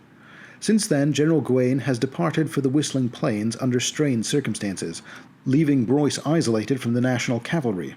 Their families have also now become tangled in rumor, with whispers that neither Zimala's children nor Gwaine's children were born of their official partners. Fortunately, these children are still quite young, and problems of succession are not yet an immediate concern. Regardless of these details, canonically, despite the fact that Yanmas was an important city in the War for the Crown, Renjana himself did not get heavily involved in the civil struggle. His political inclinations as a traditionalist and a military man would have made him a natural supporter of Pytherius, however. In Pathfinder 616, after the events in Yanmas, Renjana became a supporter of Eutropia's, although he would remain a more conservative member of her coalition, never afraid to speak his own mind and share his differences of opinion. His support during the war would ultimately prove critical to her victory. Locations in the Avin Prefecture. The Dragon Pass. A treacherous mountain path connected Avin Prefecture with the Horan Plains of Galt. Although not as well trafficked as the city of Tregan and the paths to North Tandak Prefecture, through the Dragon Pass, Avin Prefecture has seen its own fair share of Galtan migrants as well. The Dragon Pass is described in more detail in my Galt region deep dive. Browlay's Hollow. Hidden in the Fog Peaks, this site serves as the gathering place for Avin's ogre tribes. Once a terror to the lowlands, the ogres now mostly keep to their mountain strongholds, venturing south only in small numbers. The Hollow functions as a meeting ground where clans trade, mate, and occasionally traffic in human captives. Whispers persist that certain corrupt nobles and criminals from Avin and North Tandak secretly attend these ogre moots to exchange prisoners or purchase illicit goods. Fog Creek. This winding tributary of the Broken Bridge River is perpetually shrouded with fog that rolls off the peaks. The sparsely populated lands between the creek and the mountains are watched over by the forces of Landgrave Ogvai Jarlbjorn, a former member of the Ulfen Guard. The frost giants and monsters of the peaks often prey on the fishing villages at the foot of the mountains, so Ogvai scouts have to be on constant vigil. Vigil's Rest. Vigil's Rest is a modest but bustling outpost marking the eastern edge of Avin and the last safe stop before the perilous Whistling Plains. Though lacking a permanent garrison, patrols of the Taldan Horse frequently pass through, keeping the peace and providing protection for the steady flow of caravans. The site thrives as a trade hub beyond the scrutiny of imperial tax collectors, drawing merchants eager to barter freely and hire guards away from the crowded markets of Yanmas. Located only a short ride east of this location is its sister city, the westernmost Kelishite outpost of the Whistling Plains. Narashan Solzakar, a devout and even-handed commander of his own outpost, leads this important settlement in the Whistling Plains. Respected among the Zarehi tribes, see my Kadira deep dive for more details on them, Narishan has served as both spiritual guide and diplomat, mediating peace between the region's humans, Kolos, and orcs. Though fair-minded, Narishan harbors deep mistrust towards Taldans and resists any attempts at Taldan control over their lands. Yanmas. Yanmas is the northernmost significant city in Taldor, strategically located on a pair of low hills along the Verduran Fork. As the primary settlement in Avin Prefecture, it serves as a bustling hub for trade flowing west from the Padishah Empire, across the Whistling Plains.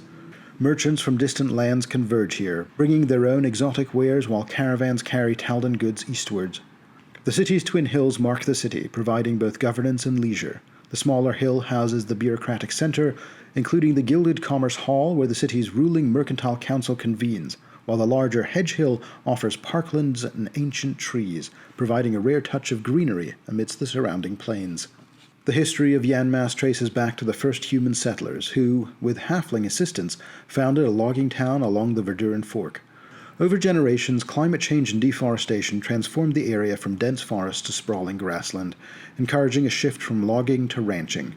The city grew in importance as trade along the river, and later through canals and roads, connected it to other settlements. Despite occasional attacks, wildfires, and abandonment of neighboring villages, Yanmas remained a resilient center of commerce, ultimately becoming the administrative heart of Avin Prefecture when the surrounding lands were fully incorporated into the Taldan Empire. Culturally, Yanmas is defined by its mercantile spirit and civic pride. Residents are proud, hardworking, and deeply invested in maintaining family businesses and their ancestral homes. While Taldane is the dominant language, many locals speak some Kelishite, especially those interacting with foreign merchants, which is most. The city thrives on negotiation, influenced heavily by Padishah traditions. Stone structures sourced from the World's Edge Mountains dominate the urban landscape, with wood reserved for upper stories or renovations due to scarcity. Outside the city walls, well-furnished tents accommodate seasonal traders and visitors, blending practicality with surprising comfort.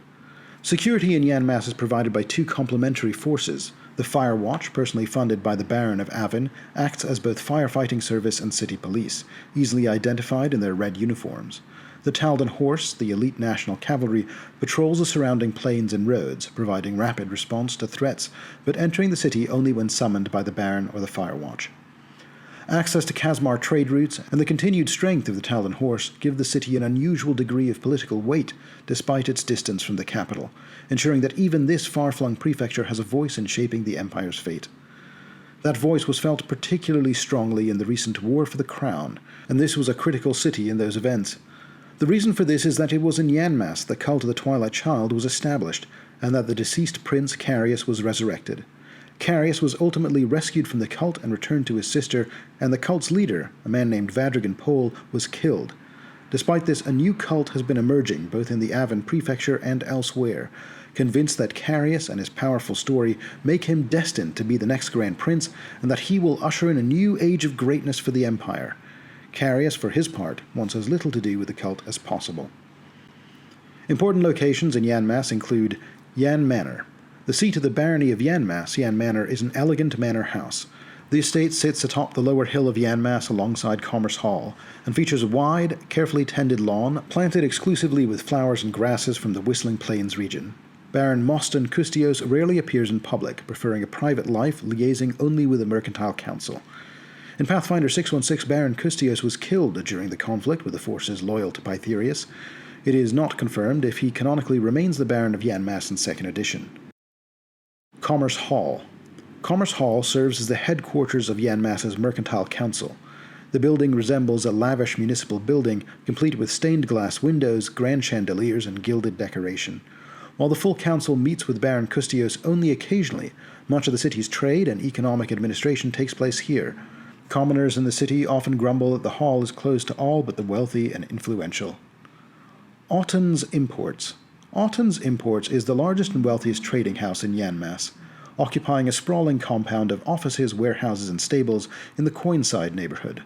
Headed by Lord Rudig Auten, a preeminent voice on the Mercantile Council, the family has maintained its influence for generations.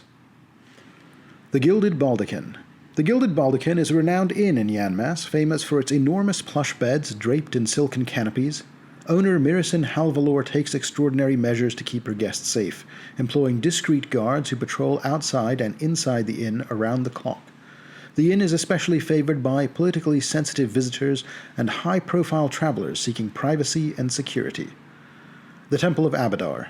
This soaring temple, located in the valley between Yanmas's two hills, was constructed from rare gold-hued stone and took nearly a generation to complete. Towering, key-shaped chimes mark holy celebrations here, and the temple's presence dominates the surrounding cityscape, both architecturally and culturally. Chief Enumerator Abron Paliator, who was both a member of the Mercantile Council and the High Priest of Abadar in the city, oversaw the temple, though sadly in my own Pathfinder 616 adventure he was killed in the course of those events. Canonically, he may still be alive, however. Wender Manor. Originally built as a private residence for an obsessive art collector, Wender Manor is now a high-end magic item shop owned by Savina Onyo. Savina pre-screens guests and hosts them in comfortable sitting rooms converted into showrooms offering wine and hors d'oeuvres while negotiating the sale of valuable items. The manor features multiple secure vaults and hidden rooms, and no thief has successfully breached its defenses yet. Clover Rest. Clover Rest is a stately cemetery inside the Avin wall, enclosed by a tall wrought iron fence and filled with ornate mausoleums overgrown with ivy and clover. Though mostly quiet and visited only by mourners and gravediggers, the cemetery is rumored to be connected by underground tunnels to nearby basements, some of which are said to be haunted by restless spirits. The Firewatch Headquarters. This building functions as a central hub for Yanmas's city watch and firefighting services. Chief Milksena Osfer oversees operations here, maintaining both the jail and barracks, as well as stables and quarters for the Taldan Horse Cavalry. Osfer is an effective administrator, but openly prejudiced against Kelishite residents, often minimizing patrols or dropping cases in those neighborhoods, while retaining her position due to influential family connections. The Wash. A marshy lowland between the city's two hills, the Wash is prone to flooding and largely occupied by low-class residents built from wood and thatch. Attempts to drain or dam the area have repeatedly failed, leaving it an unsightly and difficult-to-manage part of the city. The River Mother, an elderly druid whose identity and powers are not entirely clear, occasionally aids residents of the poor neighborhood of Washfield. Hedge Hill. The larger of Yanmas's two hills, Hedge Hill has gently sloping sides covered with public parks and amphitheaters. Its summit remains a dense copse of primeval trees, a rare remnant of the original forest that once dominated the region. Legends claim a powerful immortal dryad protects these trees, though some believe sightings of her are the imaginings of inebriated visitors.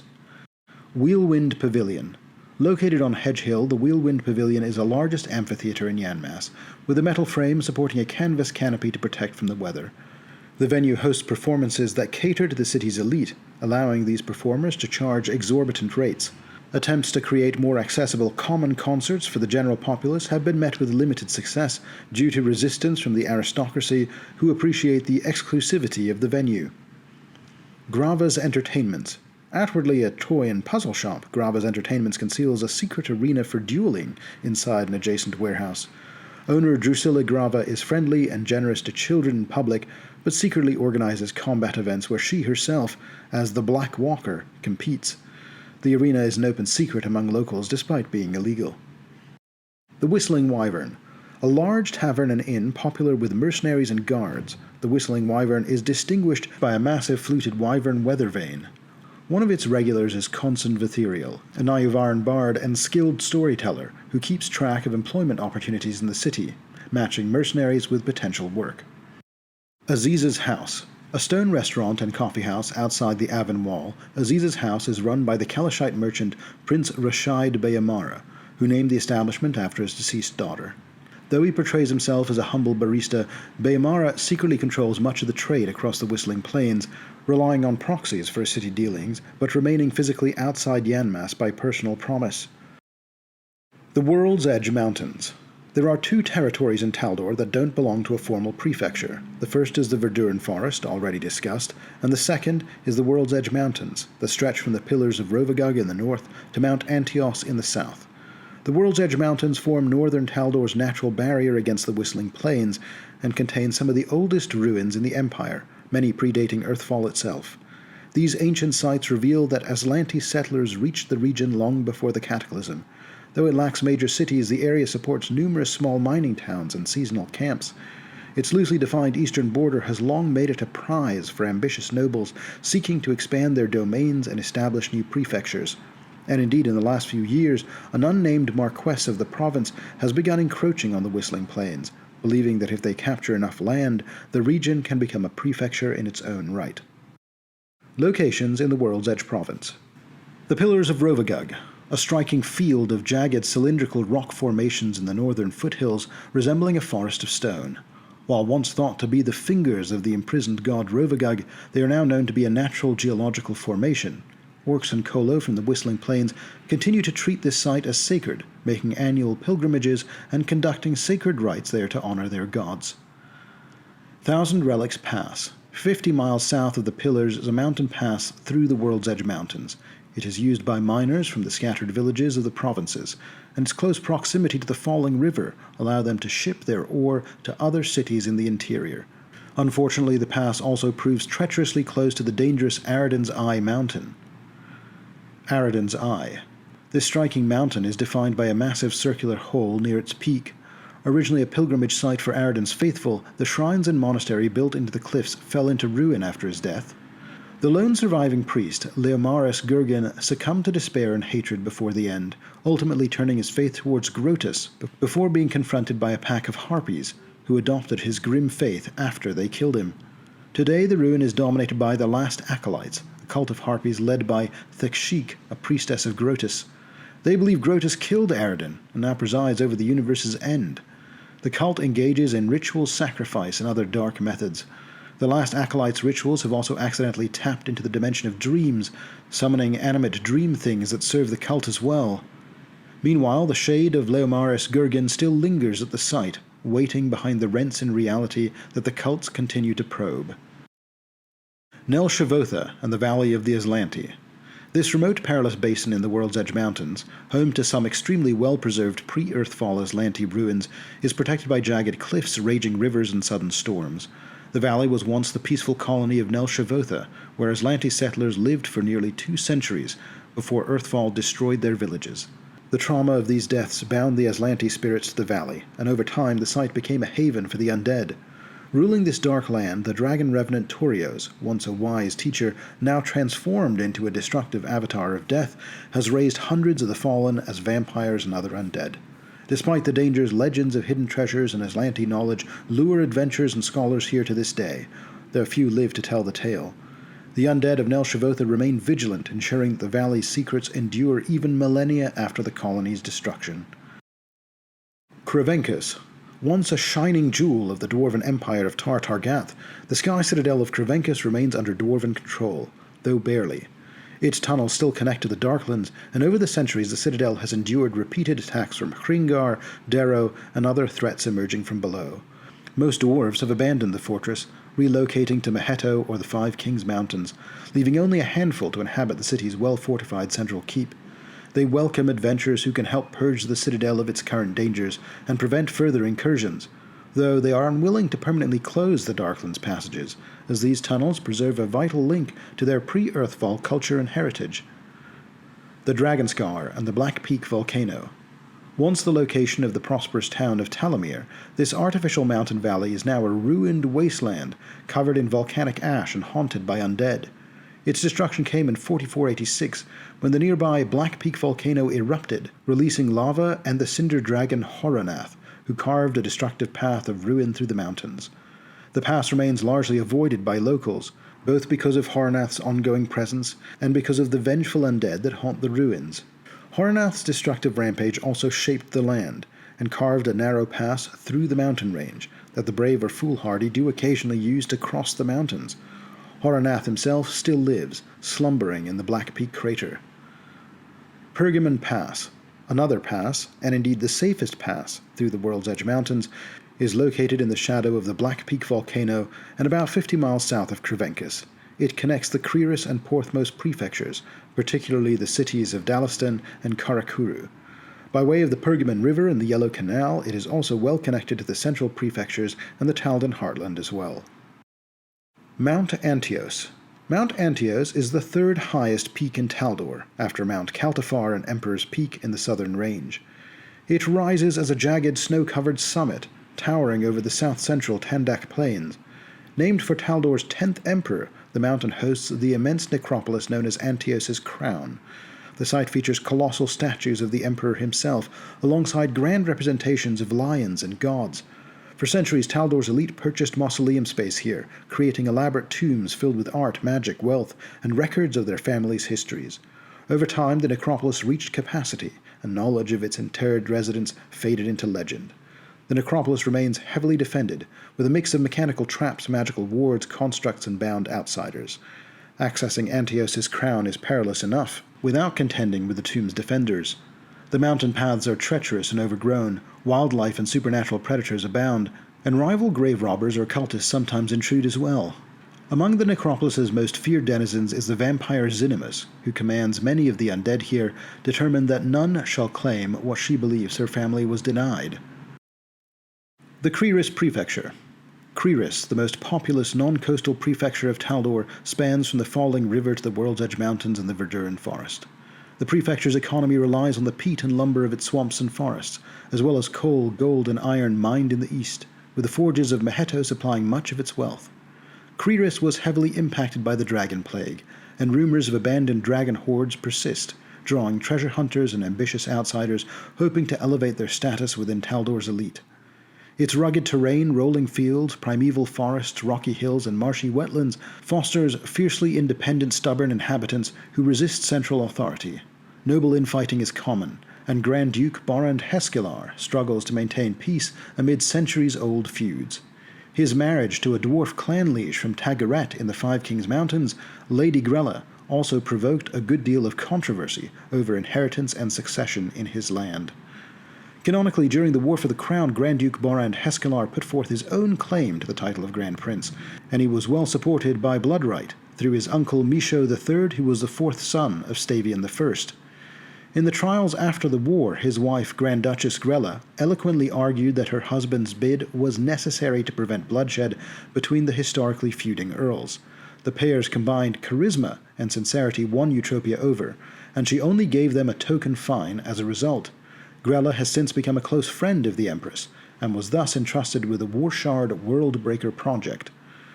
Meanwhile, in Pathfinder 616, Heskelar remained stoically neutral during the War for the Crown, without putting forth his own claim.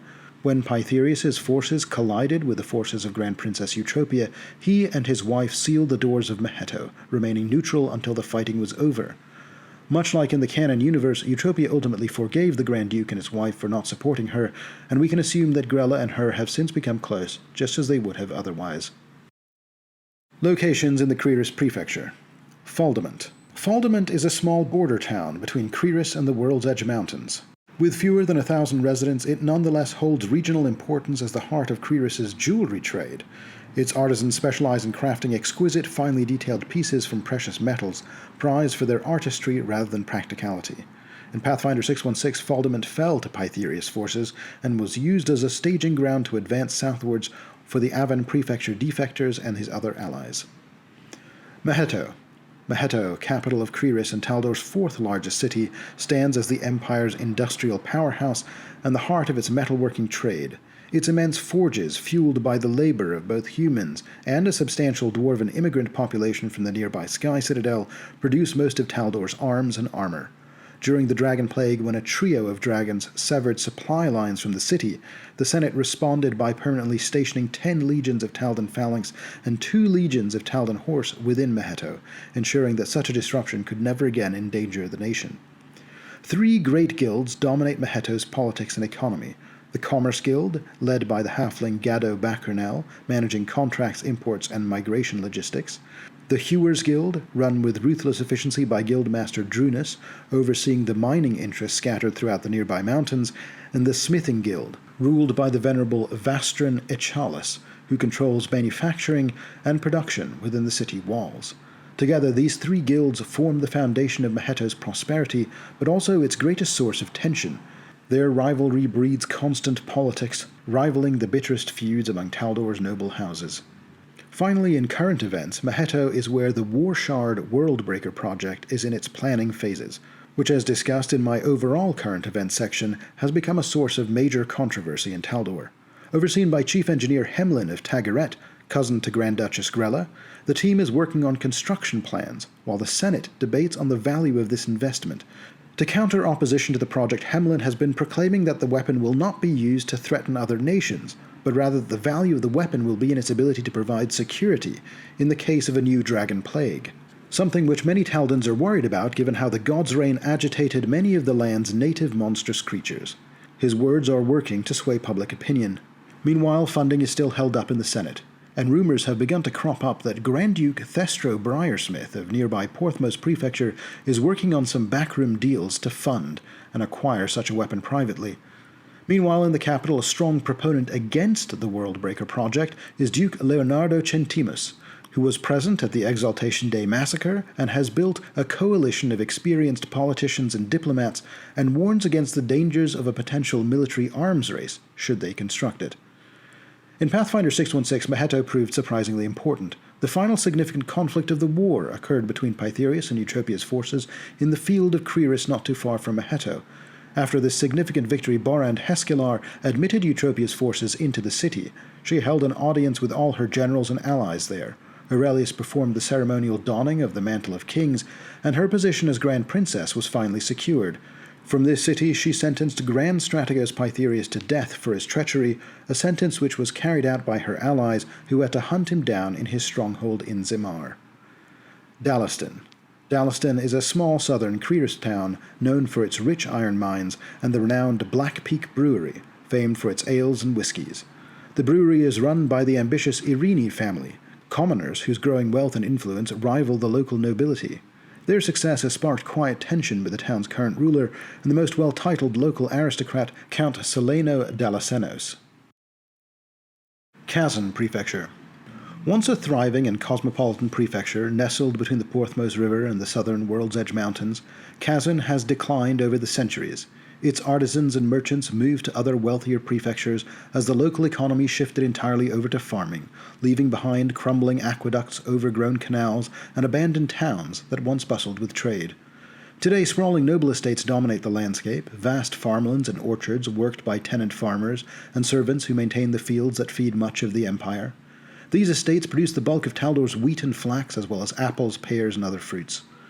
The nobles who own Kazuhn's fertile lands rarely live there, preferring the luxury and intrigue of Oppara. Among them is the prefecture's ruler, Grand Duchess Malia Denzarni, who keeps an opulent country estate she visits for seasonal galas, hunts, and private political meetings.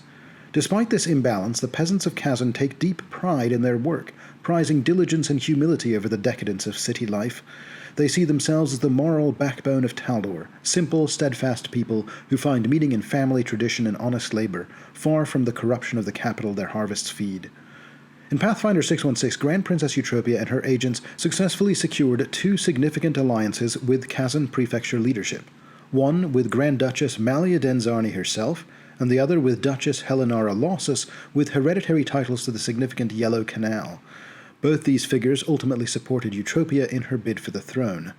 Canonically, it's not clear if Grand Duchess Malia Denzarni supported the princess in the war, but she is described as duplicitous in the source material, and she is said to have only selectively enforced many of Eutropia's reforms, appeasing commoners with small improvements, but still allowing nobles considerable advantage and leeway. Her stranglehold on Opparos' food supply ensures few dare oppose her. She is also now allied with Countess Ficetta dis Alavir, suggesting she's likely to emerge as a more villainous figure, regardless of the actions she took in the war for the crown. Countess Ficetta dis Alavir is a relatively new character to the lore, introduced along with the new dragons in Monster Core and briefly discussed in my Dragons Remastered video. In truth, Ficetta's real name is Vixala, a conspirator dragon, and she has hidden her draconic nature behind a charming human guise. She is a wicked creature who delights in tormenting her enemies, and she has been in the process of establishing her own clandestine society of long-lived beings called the Immortal Game. Although superficially similar to Panavar's own Immaculate Circle, they are in fact a separate group, though with similar intentions, to subtly steer the politics and influence the outcomes of Taldor's policies. Additionally, much like Prince Carius, Vixala was also empowered by the strange celestial rain that showered Golarion after the death of Gorham. As such, she may prove to be a very dangerous figure in the future. Locations in the Kazuhn Prefecture. The Yellow Canal. Although considered a part of the Kazuhn Prefecture, the canal that runs along Kazuhn's western border also flows into the Tandak Prefecture and connects with the Pergamon River and the Pergamon Pass in Krearis Prefecture as well, making it a vital trade route. Its banks are lined with golden wildflowers, giving the canal its name, although locals are often critical about the water's quality.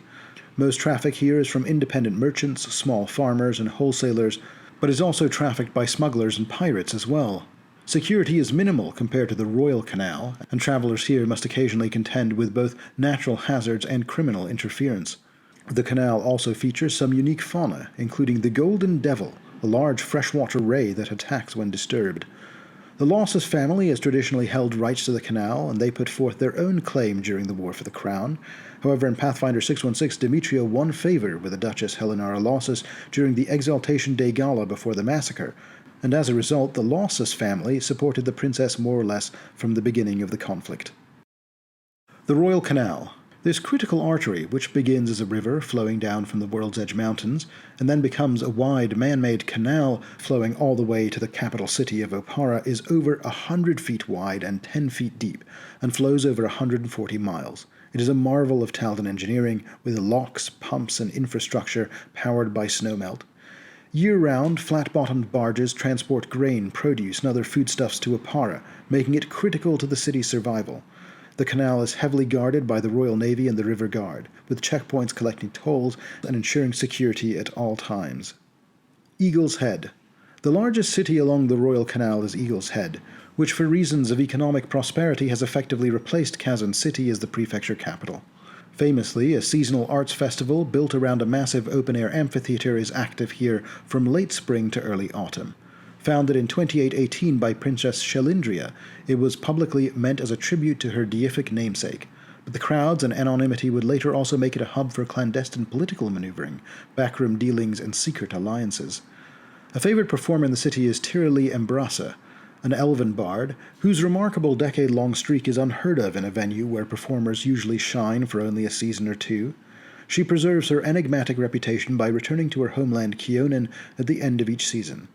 Finally, it should be noted that not all the honest farmers of Krearis have been happy with the power imbalance of the prefecture, and nowhere is this more true than in Eagle's Head. The city has long had a history of being a centre of subversive movements, and it has therefore become the Taldan headquarters of the Brotherhood of Silence, an Orgorberite cult of assassins.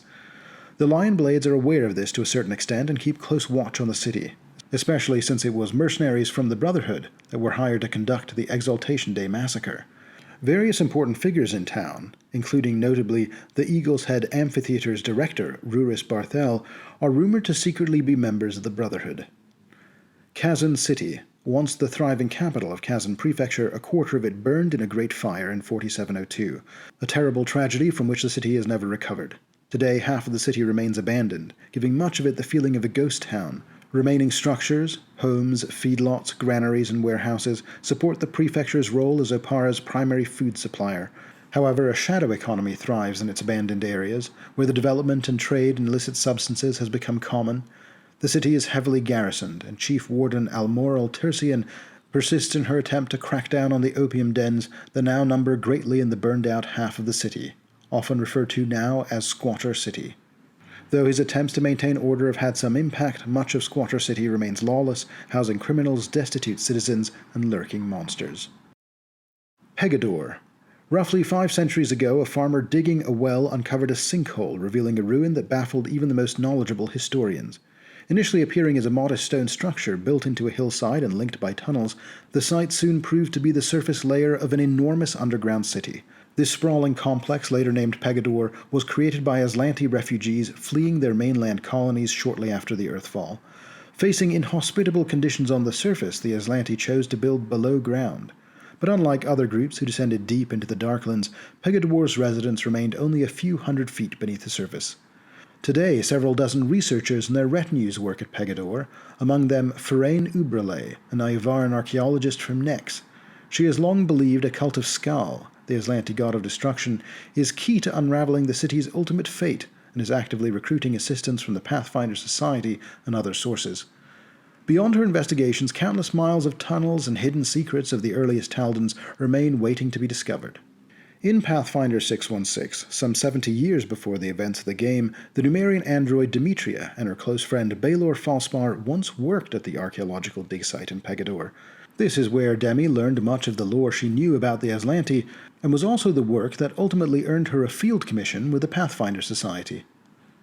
Treacle Run, the hunting lodge and country estate of Grand Duchess Melia Denzarni, known historically for its opulent feasts, extravagant parties, and decadent gardens. Beyond its reputation for entertainment, it is a political hub where scheming, clandestine negotiations, and secretive acts occur away from the eyes of Opparos court. Porthmos Prefecture. Named after the legendary general who led Taldor's first army, the Porthmos Prefecture ranks among the nation's largest. Like Avin, it is another border prefecture, and the region spans the Porthmos Gap, a key passage to the Whistling Plains.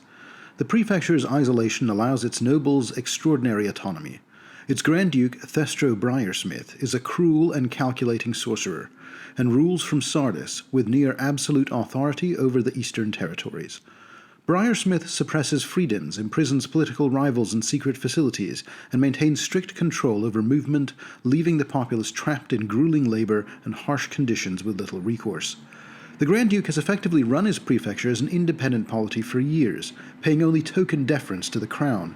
Canonically, as in my own Pathfinder 616 adventure, Thestro's lands became independent sovereignties during the war, remaining steadfastly neutral, which may have inadvertently aided the princess's claims, as had he supported Pytherius, whom in truth he would have preferred, that might have made a significant difference.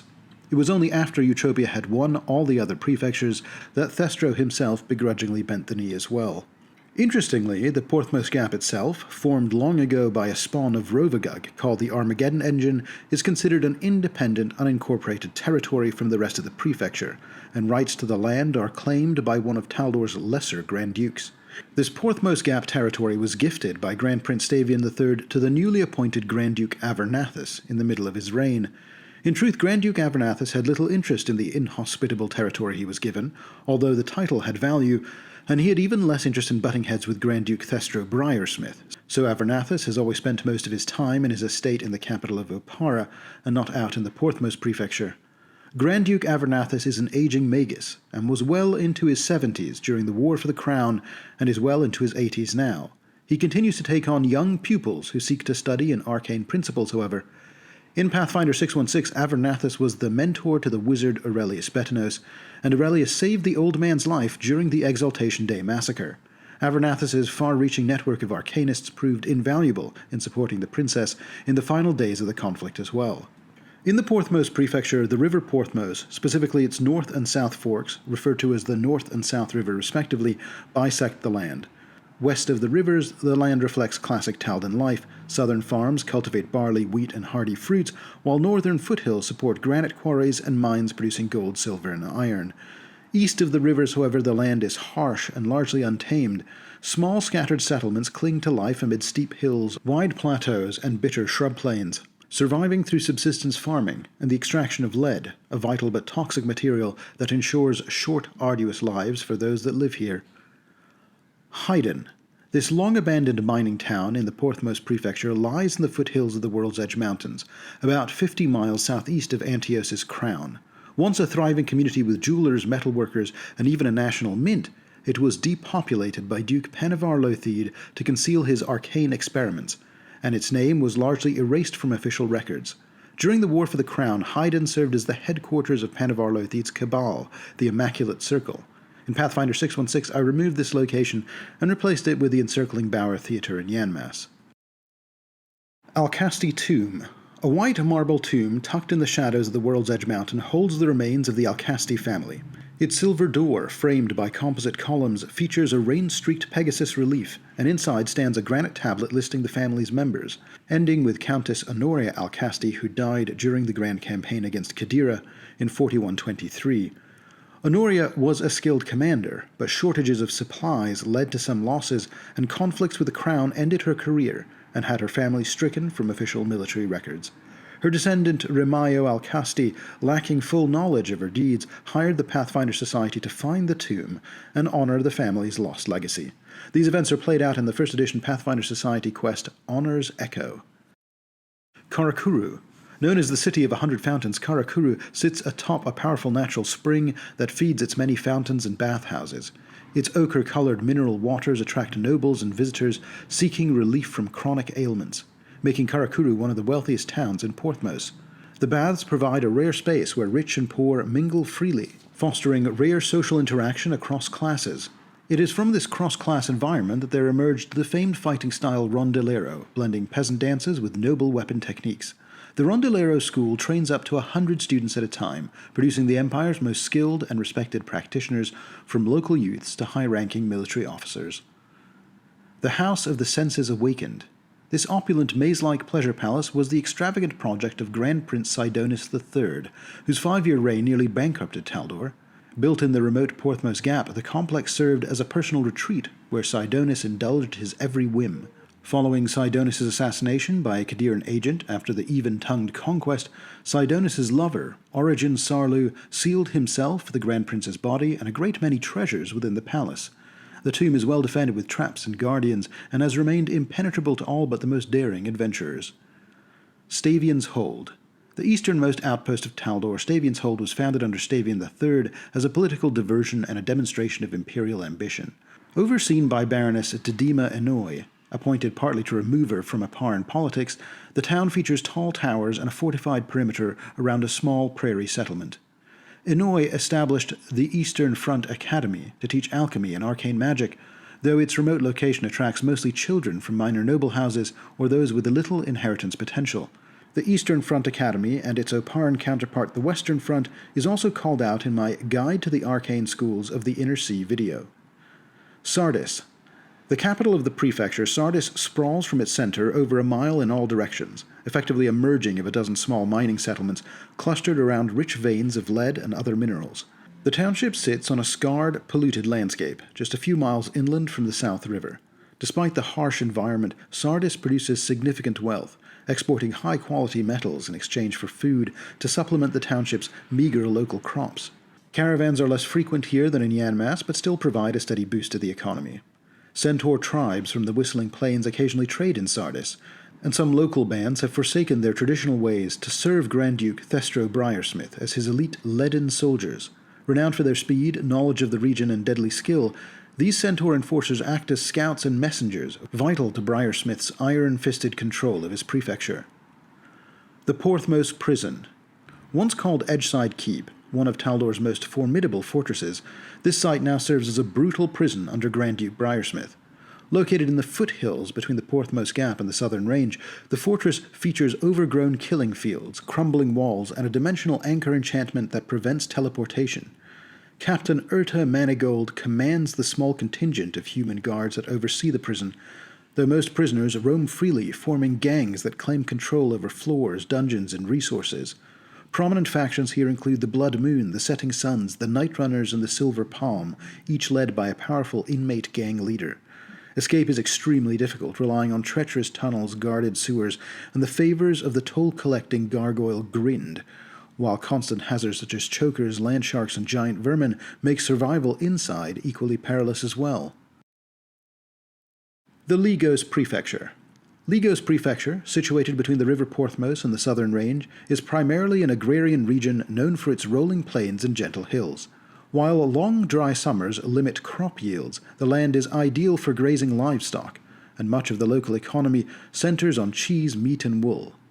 However, Ligos is best known as the heart of Taldor's equestrian culture, providing horses for both the army and the nobility. Prestigious stables here maintain detailed bloodlines, and the annual Emperor's Mile, a grueling 100-mile race, serves as a showcase for the finest mounts. The prefecture is governed by Grand Duchess Destilita Solari, who ascended the title 12 years ago after her predecessor and cousin, Grand Duke Euston Veretieros, was forced to step down due to dubious charges of treason. Despite her powerful position, Solari has never married, and has rebuffed suitors from across Taldor. Nevertheless, her authority, wealth, and influence continue to draw ambitious nobles, eager to align themselves with the new Grand Duchess. During the War for the Crown, Solari began by making her own claim for the throne, before eventually throwing her lot in with Grand Strategos Pytherius, but she was clearly pardoned by Grand Princess Eutropia after the war. This is true both canonically and in Pathfinder 616. The second edition sources confirm that she has remained in power in Ligos, but is struggling much more than she was previously. Evidently, she betrayed many of the allies she had cultivated during the Civil War, choices which have left her in power, but also with her reputation and network of goodwill in tatters. Most recently, since the God's reign, the prefecture capital of Elbistan came under siege by giants and kobolds. Only reinforcements from the neighboring Porthmos Prefecture arrived in time to save the city. Now Solari finds herself deeply uneasy over the debt of favor she owes to the notorious ruthless Grand Duke Briarsmith. Locations in the Ligos Prefecture. The Stavian Ranches. Established by Grand Prince Stavian I to showcase superior cavalry horses, the Stavian Ranches remain the largest and most prestigious in the region. They specialize in heavy Taldan war horses, maintaining strict pedigrees. Princess Eutropia bred her own horse at these stables, Mircensia, but defying her father's authority at the time, she had secretly asked the ranchers here for a horse crossed with Alzabriti stock from Kadira. Mircensia remains a strong and healthy horse to this day. Emperor's Pass. Though it has always been a little treacherous, the Emperor's Pass, discovered or carved by Grand Prince Eriphos II, once served as the starting point for the Emperor's Mile race. Recently, the Emperor's Mile has had to be raced on a new track, as this starting location of the race has now become too dangerous. The God's Reign awakened power in a number of local giant tribes, which cannot be pacified, and now control the Emperor's Pass. Grand Duchess Solari is now actively looking for assistance, clearing out the giants from the pass. Sanctum's Watch. A hidden fortress along Emperor's Pass, originally constructed to monitor Kadiran incursions, Sanctum's Watch fell into disuse after centuries of harsh winters. Hobgoblins eventually claimed the stronghold, but it is likely that now other powers have moved in. As after the God's Reign, when Elbistan came under siege by giants and kobolds, it was with the vast stockpile of magical siege weapons that had been hidden beneath these ruins that Elbistan was struck. Who commands now in Sanctum's Watch is unclear, but it's a threat Solari cannot long afford to ignore. Elbistan. The capital of Ligos Prefecture, Elbistan revolves almost entirely around horse breeding and training. The town is unusual for Taldor in that Sarenrae is the most prevalent faith, largely due to a substantial Kelishite minority. The large Sarenite temple in the city was once converted into a hotel under Grand Prince Stavian I, and occasionally reveals secret rooms and historical records dating back several centuries. Elbistan has been through a harrowing experience recently, as giants and kobolds, armed with weaponry stolen from Sanctum's Watch, besieged the city. Darrowmore. Grand Duchess Destalita Solari resides on this expansive farmland estate just outside of Elbistan. The Duchess's ongoing renovations and elaborate redecorating contracts attract a large workforce of artisans, gardeners, and laborers. Shurshur Ranch. Owned today by a council of human and halfling families, the Shurshur Ranch is famed for producing swift, agile horses, favored by aristocracy and military alike. The ranch is one of the key sponsors of the annual Emperor's Mile, awarding gold and access to the Well of Kurges, a spring rumored to enhance the fertility and health of the horses. Its precise properties remain a closely guarded secret, with access limited to trusted hostlers. It is also the location of the end of the race, which until recently ran from Emperor's Pass to the Shurshur Ranch. Ortalaka. Situated at the junction of Ligos, Lingian, Sophra, and Whitemarch Prefectures, Ortalaka is a crossroads for trade and military traffic. Its remote location has also made it a haven for criminals, from mercenaries to smugglers. Tribune Vencarlo Medimo works to maintain the town as a neutral ground, and frequently hires adventurers to keep the peace. The Whitemarch Prefecture. Whitemarch is a rugged and mountainous prefecture in southern Taldor, and like other southern prefectures, it has been fought over for centuries in the endless wars with Kadira. Its steep valleys and rocky plains made it a natural battlefield during the Grand Campaign, where countless armies dug in and perished. The people of Whitemarch have grown hardy, pragmatic, and deeply skeptical of politics. So long as their taxes are collected fairly and they are left in peace, few care which noble or crown claims dominion. Most of the populace works in the region's famous marble and granite quarries, or farms just enough to survive, supplementing their meager incomes through military service. The prefecture's isolation, snowbound for much of the year, and reachable only by ancient crumbling roads, has fostered a strong sense of self-reliance. Banditry is common, but its greatest dangers, traditionally, were in the orc tribes native to the mountains. For generations, House Darahan has ruled Whitemarch, its nobles celebrated across Taldor as knights, monster hunters, and devout servants of Abadar and Diomede. The current ruler, Grand Duchess Vivexis Darahan, served 4 tours on the walls of Vigil before inheriting the title under grim circumstances. Her 11 older siblings all perished under mysterious and tragic conditions. Though Vivexis governs honorably and commands great respect from her people, she harbors a quiet restlessness. Having lived a soldier's life of action and danger, she finds the duties of rulership stifling, and dreams of a day when she might set aside her crown to seek her own adventures once more. In recent news, during the God's Reign, a large number of Goramite war shards rained down in this particular stretch of Taldor. The impact of this to the land was dramatic as they kicked off a series of earthquakes. Grand Duchess Darahan spent months searching for survivors and evacuating them to the capital city of Pol. The earthquake also prompted a delegation of orcs from the Gouged Eye Hold to approach the city of Pol as well. Taldor has long regarded these orcs as savage beasts unworthy of diplomacy. Yet after hearing the envoy's words, Grand Duchess Vivexis Darahan was moved to reconsider. She has formally requested that the orc delegation be granted an audience at the imperial court. Whatever truths or warnings they shared, it seems clear that Vivexis believes Princess Eutropia must hear them for herself. This last detail is particularly interesting to me, as it aligns nicely with some events that occurred in my own War for the Crown campaign. In the 616 universe, Vivexis Darahan was a supporter of the princesses, but as the only southern prefecture claiming for the princess, she was attacked by Pythiris' forces and went into hiding. For a brief while, Pythiris' ally, the Rakshasa, and member of the Immaculate Circle, Mylan Jareth, was named Grand Duke of the Whitemarch Prefecture. In his conquest of Whitemarch, Pythiris' forces also sacked an orc hold called Drushvuk in the mountains. These orcs would later be recruited by the Taldan half-orc Marius Severus, and their warriors would support the war against Pythiris. At the end of the war, Grand Princess Eutropia promised better relations between the nation of Taldor and the orcs of the White Marches, something which seemed to have happened anyway in a different way in 2nd edition. In the 616 universe, Marius' cousin Bogue was named the new war chief of Drushvuk. The old war chief retired and sailed to Belkzen to live out the rest of his days in the greatest hold of the orcs. Locations in the Whitemarch Prefecture. Tribulation, a remote frontier town east of the World's Edge Mountains, surviving where others have fallen. Beneath the settlement lies an ancient catacomb that residents have used as a refuge during raids and disasters. The townsfolk have been careful with the old dungeon, refusing to explore deeper into the complex for fear of arousing the attention of possible Darklands residents. The Tomb of the Iron Medusa, the hidden necropolis of the long-extinct House Adela buried somewhere in the hills of the Headwater Gap.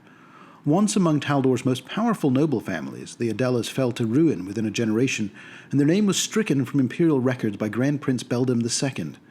The tomb is said to hold immeasurable wealth and secrets that could shake Taldor's nobility, but even their distant kin in House Darahan know little of its true location or what may be contained therein. One surviving member of the Adela line was known as the Duchess of Blood. Made into an immortal vampire, Nenarine of the House of Adela was the second most powerful figure in Panavar Lotheed's Immaculate Circle. Canonically, it is likely she was destroyed, along with the rest of Panavar's Circle, during the events of the War for the Crown. However, in my own Pathfinder 616 adventure, Nenarine survived those events. Disillusioned with her attempts to rule Taldor from the shadows, she'd eventually decide to travel to Geb, where she could live out in the open and fulfill her political ambitions there. The Headwater Gap, a rugged spring-fed valley where countless mountain streams form the Jalroon's river source. Hunters prize its clear lake and forests for their birch elk and grey bear populations, while merchants and nomads use it as a reliable pass through the southern range. Recently, Kolo tribes from the Whistling Plains have begun camping there, driven westwards by a vague threat they refer to as the Wings of Midnight.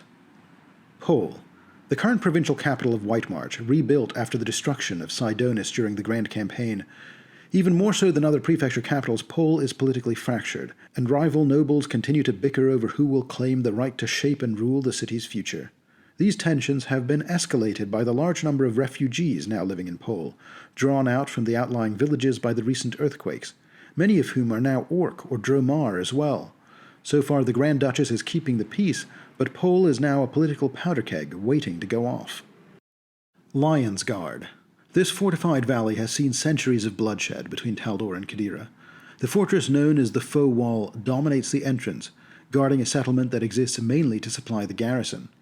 Scavengers still comb the surrounding hills for relics of fallen armies, and local legend holds that the fabled blade of Five Lions' Rage lies hidden somewhere within a nearby creek.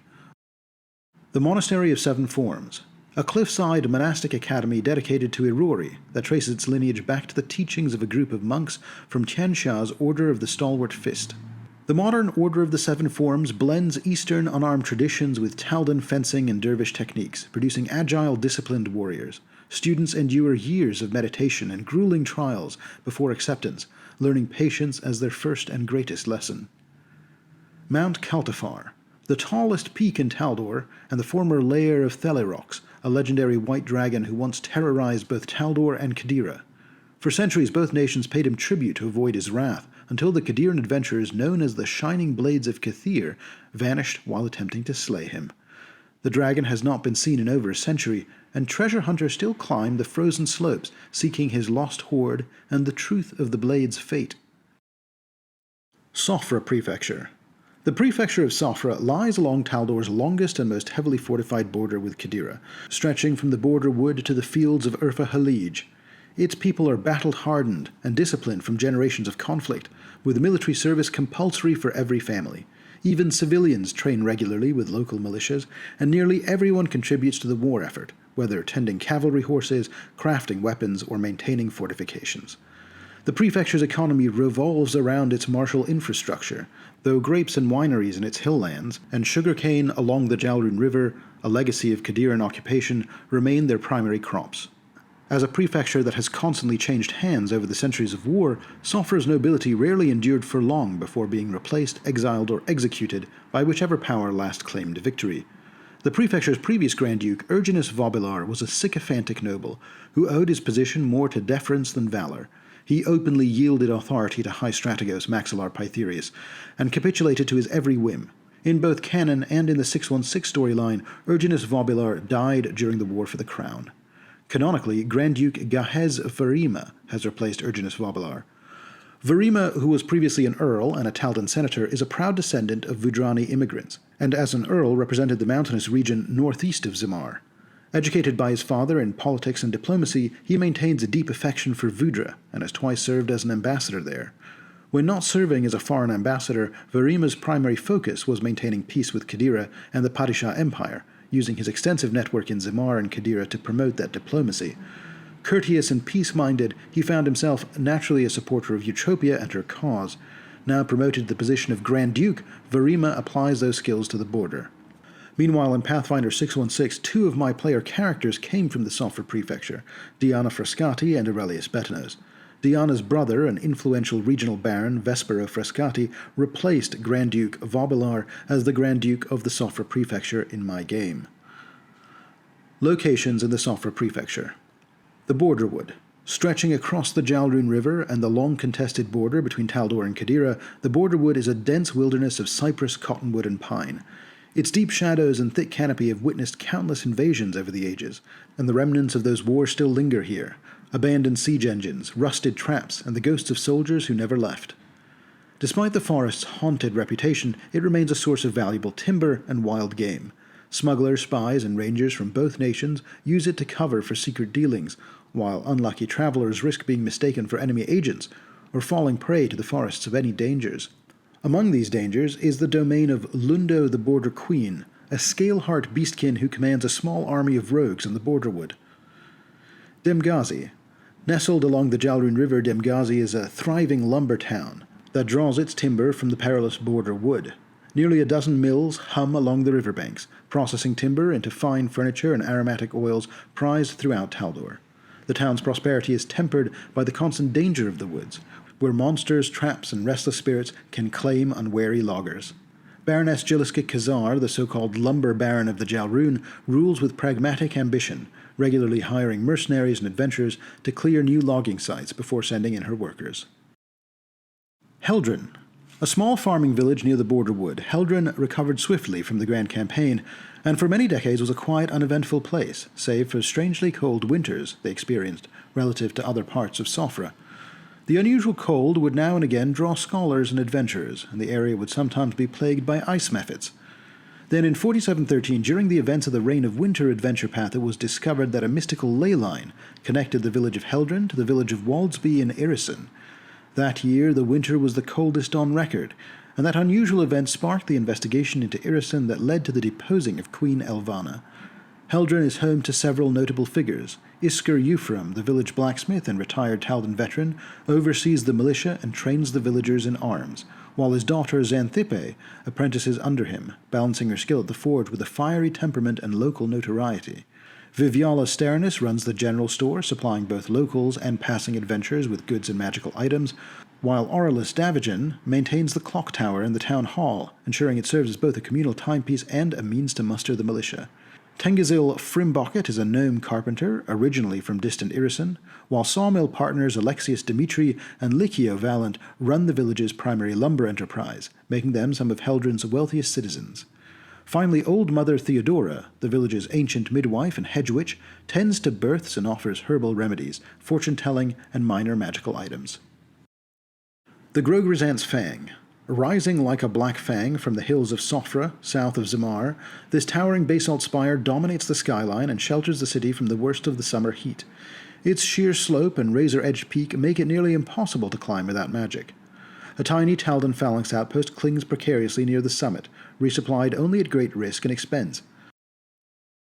The prefecture capital of Zamar. Taldor's southernmost major city, and the third largest after Oppara and Casimir, sits on the west bank of the Jalrun River near the Khadiran border. Known as the Aegis of Taldor, it serves as a heavily fortified garrison town, guarding against invasion and maintaining a permanent military presence with the Taldan Phalanx, Taldan Horse, and the Zimar Sentinels, as well as the city's Blue Guard militia supporting as well. Centuries of intermittent Khadiran occupation during the Grand Campaign left a lasting mark on Zimar's architecture and people.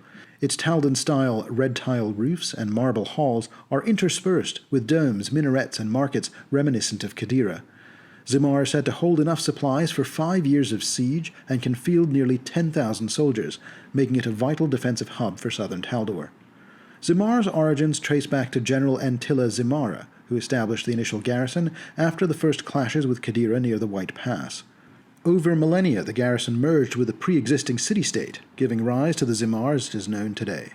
The city endured repeated invasions, including the devastating Ember Night, before finally returning to Taldan control in 4599 thanks to Captain Sarius Pytherius, whose daring actions during an armistice helped liberate the city and established his family, House Pytherius, as a powerful post-war dynasty. Following the Grand Campaign, Zimar was rebuilt and reinforced into a stronger fortress city, though the surrounding region never fully recovered. Many villages were abandoned or destroyed, trade routes declined, and infrastructure deteriorated, leaving Zamar as a well-defended but increasingly isolated bastion on Taldor's southern frontier. Abadar's Gate. Zamar's northern gate mirrors Lion's Gate in size and structure, but its carvings depict mounted cavalry bearing religious icons.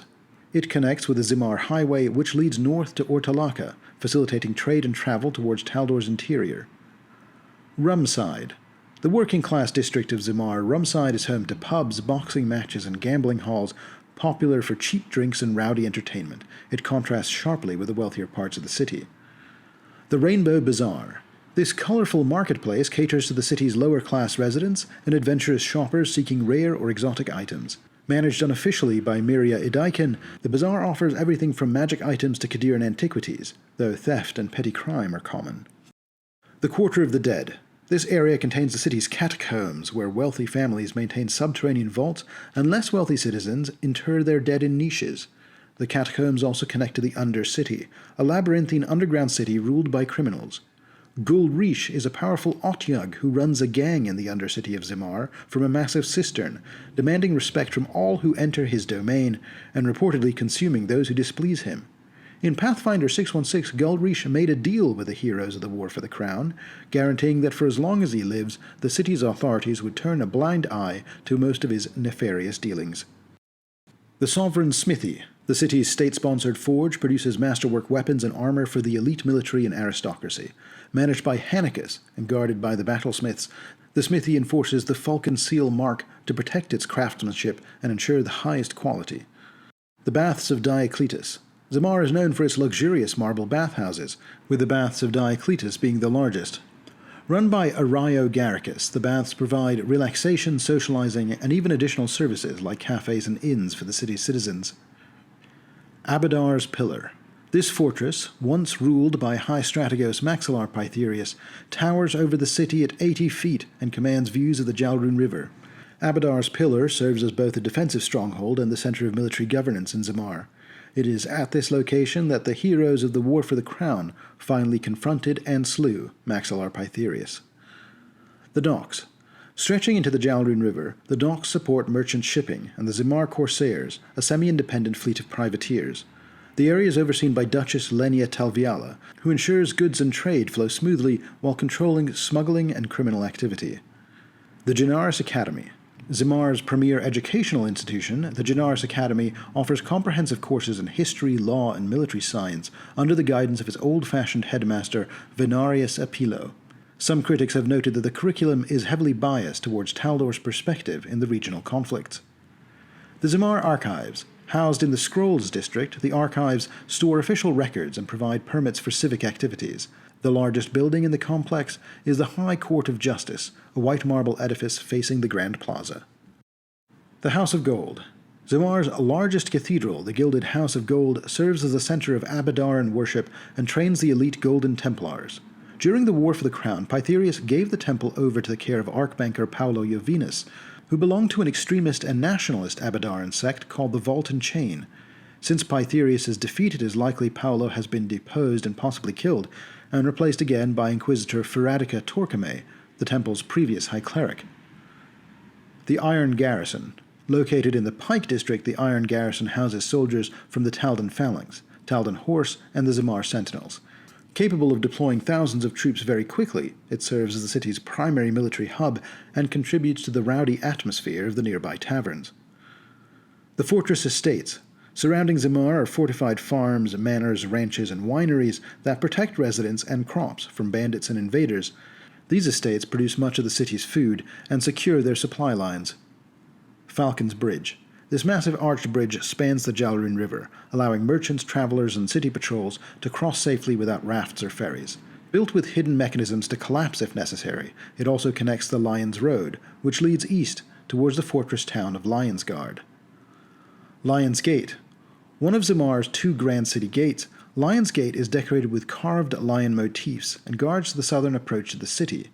The road leading south from the gate winds around the border wood to Demgazi, 40 miles away, serving as a vital route for trade and military movements. Lingian Prefecture. Lingian is a modest agricultural prefecture of Taldor, historically overlooked for its middling crops and lack of industry.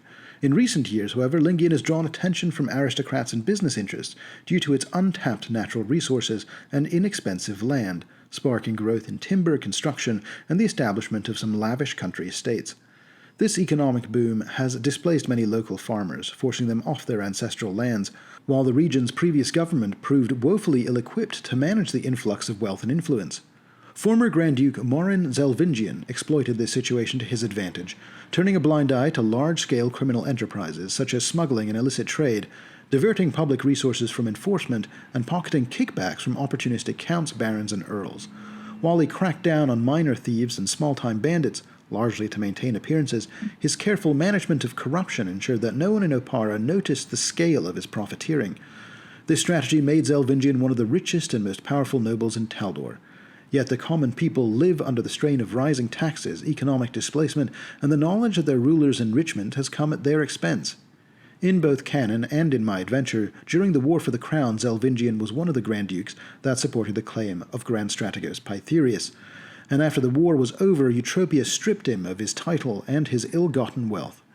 The Grand Princess appointed Remillard Kastner, a paladin of Regathiel, to the position of Grand Duke in Lingian, a choice influenced by the recent return of Tarbafon. To ensure competent administration, Remillard also requested that his close ally Lady Zaria Clement would serve him as attending duchess, and Eutropia approved her appointment. Their efforts have transformed Lingian from a struggling, self-sufficient prefecture into a more prosperous territory. Elsaculp. Situated at the confluence of Lingian, Ligos, and Kazuhn, Elsaculp is Lingian's capital and a hub for trade and tourism. Elsaculp fell on hard times under Grand Duke Zelvingian's rule, but Grand Duke Kastner and Duchess Clement have revitalized it. Together, the two leveraged their networks to bypass full senatorial approval and implemented reforms aimed at improving the region. Modern irrigation supports agriculture in the farms around the city, while the capital itself now hosts thriving furniture artisan guilds, construction trade schools, and the beginnings of an architectural college, signaling the region's growing economic and cultural importance. The Lingian Canals. The Pielos, Sav, and Lundgren canals are vital trade arteries, but among the most hazardous waterways in Taldor. Poor maintenance has left large stretches swampy, and corrupt local authorities extort travelers heavily. Licensed canal companies transport goods at inflated prices, and sometimes seize other vessels, while river gangs and unscrupulous administrators constantly raise the stakes, making armed escorts a necessity for any merchant using these riverways. Canals Guard. This squat stone fortress guards the meeting point of Lingian's three canals, originally built for tolling and inspection, but heavily reinforced during the Grand Campaign. Today it is overbuilt for its purpose and only lightly manned, with empty stables and barracks. Commanded by Captain Uribicus Porphygo, a minor Oppara noble, the fort's routines are erratic, and its inspection staff are openly corrupt, making it more a post for misfits and washouts than an effective defensive position. Pasterling.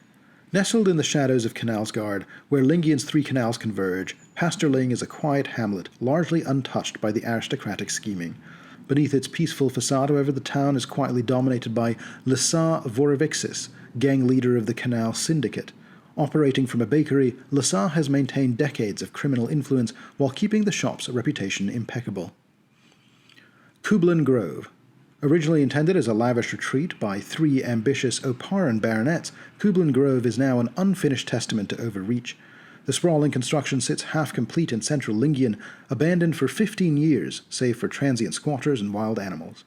The baronets occasionally employ thugs to defend their property, still hoping that Lingian's growing popularity might one day make their dream profitable.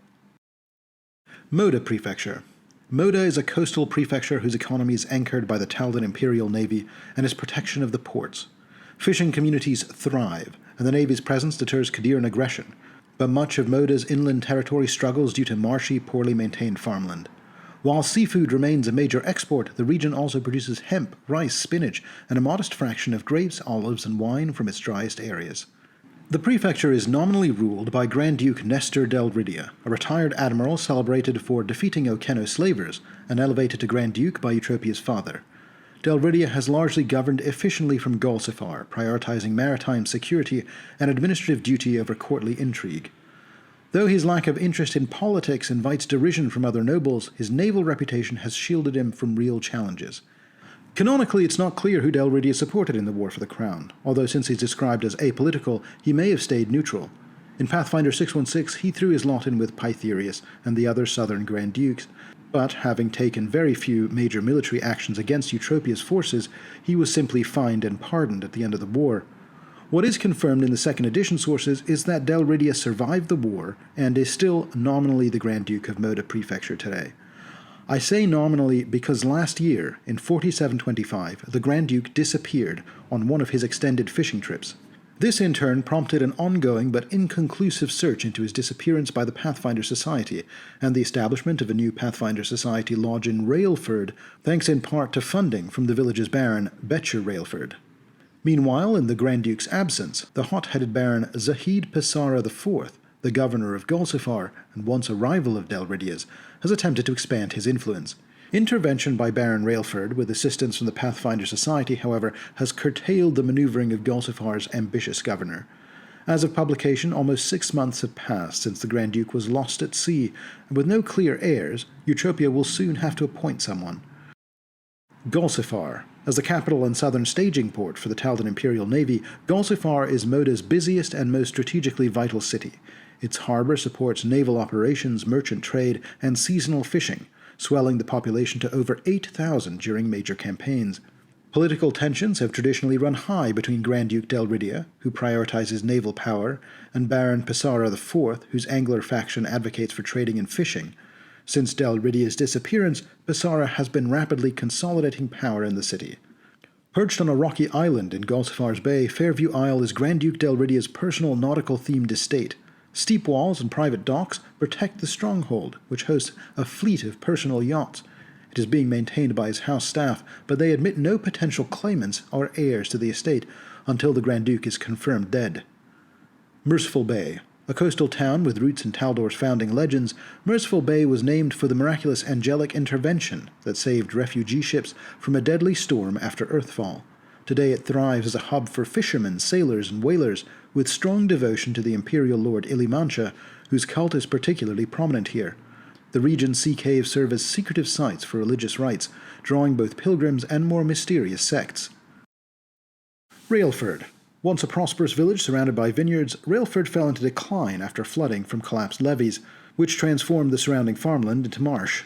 The current Baron Becher Railford converted the old winery into a brewery, providing some economic activity, but it wasn't until this last year, with the opening of a Pathfinder Society lodge in Railford, that the village has been put back on the map in any meaningful way. Now, Baron Railford has closely aligned himself with the society, and has proved a critical counterpoint to Baron Passara's bid for power in the capital. Opparos Prefecture. Opparos, home to Taldor's capital Oppara, is the beating heart of the empire. Economically, Opparos is diverse and productive. Fertile farmlands along the river Porthmos yield grapes, olives, pomegranates, and barley, while rocky areas favor goats and sheep over cattle. Fishing is a major industry, and the prefecture's vineyards produce some of Taldor's finest wines and brandies. Trade, manufacturing, and local industry further strengthen Opparos, making it a vital and independent economic powerhouse in the kingdom. Naturally, the capital dominates the region, housing the royal family, senate, and countless nobles. For all its wealth and excess, however, vast numbers of poor citizens struggle to survive amid the luxury surrounding them. Despite this wealth disparity, the prevalence of monuments, statues, and public spaces fosters a strong, almost fanatical sense of patriotism among the populace, with even criminal organizations seeing themselves as loyally Taldan. After the previous Grand Duke died in the Exaltation Day massacre without an heir, Eutropia appointed Georgi Blackus Talbot II as his successor. Talbot, a skilled merchant and politician, depends heavily on the support of Opparo's banner, Altar Vinmark, though the two frequently clash, requiring a chain of messengers for even basic communication. Their only notable agreement was to send a team to investigate the heavily defended Glory's Flame Lighthouse, which malfunctioned during the God's reign. Locations in the Opparos Prefecture. Kazuhn. Kazuhn is an ancient coastal town in southern Opparos, inhabited for over 6,000 years and long associated with a significant Azerketi population. It maintains strong political and economic ties to the Isle of Kortos, with local Azerketi regularly traveling to Eskadar and the noble families of Absalom tracing their origins here.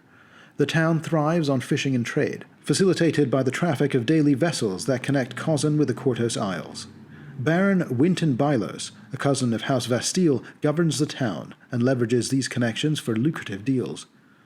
Moot. Located at the tip of Cape Moot, the town of Moot is dominated by the Glory's Flame, a 400-foot-tall lighthouse that has burned continuously for over 3,000 years. Legend claims that the light comes from a solar dragon's heart, and its uninterrupted glow symbolizes Taldor's enduring strength. The lighthouse is heavily warded and magically maintained, with few ever seeing its lantern. Wealthy nobles and scholars frequently contribute to its protection, reinforcing both the monument's security and its cultural significance. Old Sahir. Old Sahir is in fact a relatively new Taldan settlement, only about 150 years old, designed by architect Burbas Sahir as a model town, emulating ancient Taldan styles. His daughter Helenara ultimately completed the project while deliberately weathering and overgrowing the structures to give them the appearance of true antiquity. She created a fabricated historical account under the personal. She also once created a fabricated historical account of the town under the persona of Heloriel, which came to be a national sensation. Today, Old Sahir is celebrated as a historical town, attracting tourists and nobles eager to experience Taldor's supposed ancient heritage. Oppara. Finally, we take a deeper look at the capital city of the glorious empire itself. Oppara, once known as the Gilded City for its golden domes and tiles, is naturally the largest, oldest, and most important city of Taldor. While much of its wealth is now historic, visible in faux Aslanti villas and Darrenlear-era apartments, the city hums with life, from bustling open-air forums and markets to its many operas and intellectual salons. Beneath the streets lie ancient ruins, reminders of the city's long history. Life in Oppara revolves around basques, periods of leisure and cultural engagement that define the city's rhythm.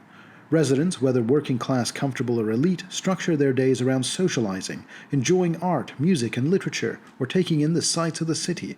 These practices, combined with the Grand Princess Eutropia's revitalization projects, including public demonstrations by students and ongoing construction, create a dynamic urban landscape where work, education, and entertainment intermingle. Street vendors, performers, and artists have become integral to this bustle, adding an element of spontaneity and accessibility to the city's economy and cultural life. Despite modernization and reform, Oppara remains a city of contrasts, especially for the elite. Aristocrats attempt to maintain exclusivity and distinction through decadent displays, subversive fashion, and symbolic gestures against the Grand Princess, while the lower classes continue to navigate urban density and economic competition. Holidays and celebrations, particularly religious and imperial commemorations, remain central to city life, though recent tragedies like the Exaltation Day massacre have tempered the grandeur of some festivities. The city balances tradition, reform, and indulgence, making Oppara both vibrant and politically complex. The major districts of Oppara. Oppara is divided into 15 official districts, with a 16th unadministered area functioning much like a district itself. Wealth and status in the city are closely tied to geography. The western districts, perched along the cliffs, offer sweeping views of the sea and the capital below, while districts near the city walls tend to be less prosperous. The Y-shaped canal bisecting the city also marks class divisions, guiding both commerce and the flow of daily life. To cover this detailed gazetteer, I'm going to start in the northwest, in West Park, and move clockwise around the city. West Park. Oppara's wealthiest residential district, West Park is home to the upper class, with walled villas, manicured gardens, and a heavy constabulary presence. Barriers are as much about prestige as security, reflecting the competition among nobles to display wealth and influence. Private guards, magical wards, and ostentatious architecture characterize the area, emphasizing status above all else. One important point of interest in West Park is the Altar of Divine Innovation. Once a temple dedicated to Arden, this West Park building now functions as Oppara's City Hall. The bureaucracy has a notorious history of chaos, with decisions previously made on a whim rather than procedure. Following major staff reductions, the offices are largely empty, improving efficiency but overworking the remaining hirelings and causing high turnover. A former investigator has returned to service here and now hopes that elected senators will fill the vacant offices to help manage these civic duties. Lions Gate. Oppara's primary entrance, Lions Gate, is named for its twin 50-foot-tall animated marble lion statues. The market sprawls just inside the gate, providing goods and services, and entertainment for visitors arriving by land. The district is tightly packed with small carved stone buildings that now serve as shops and residences, creating a bustling and compact commercial zone.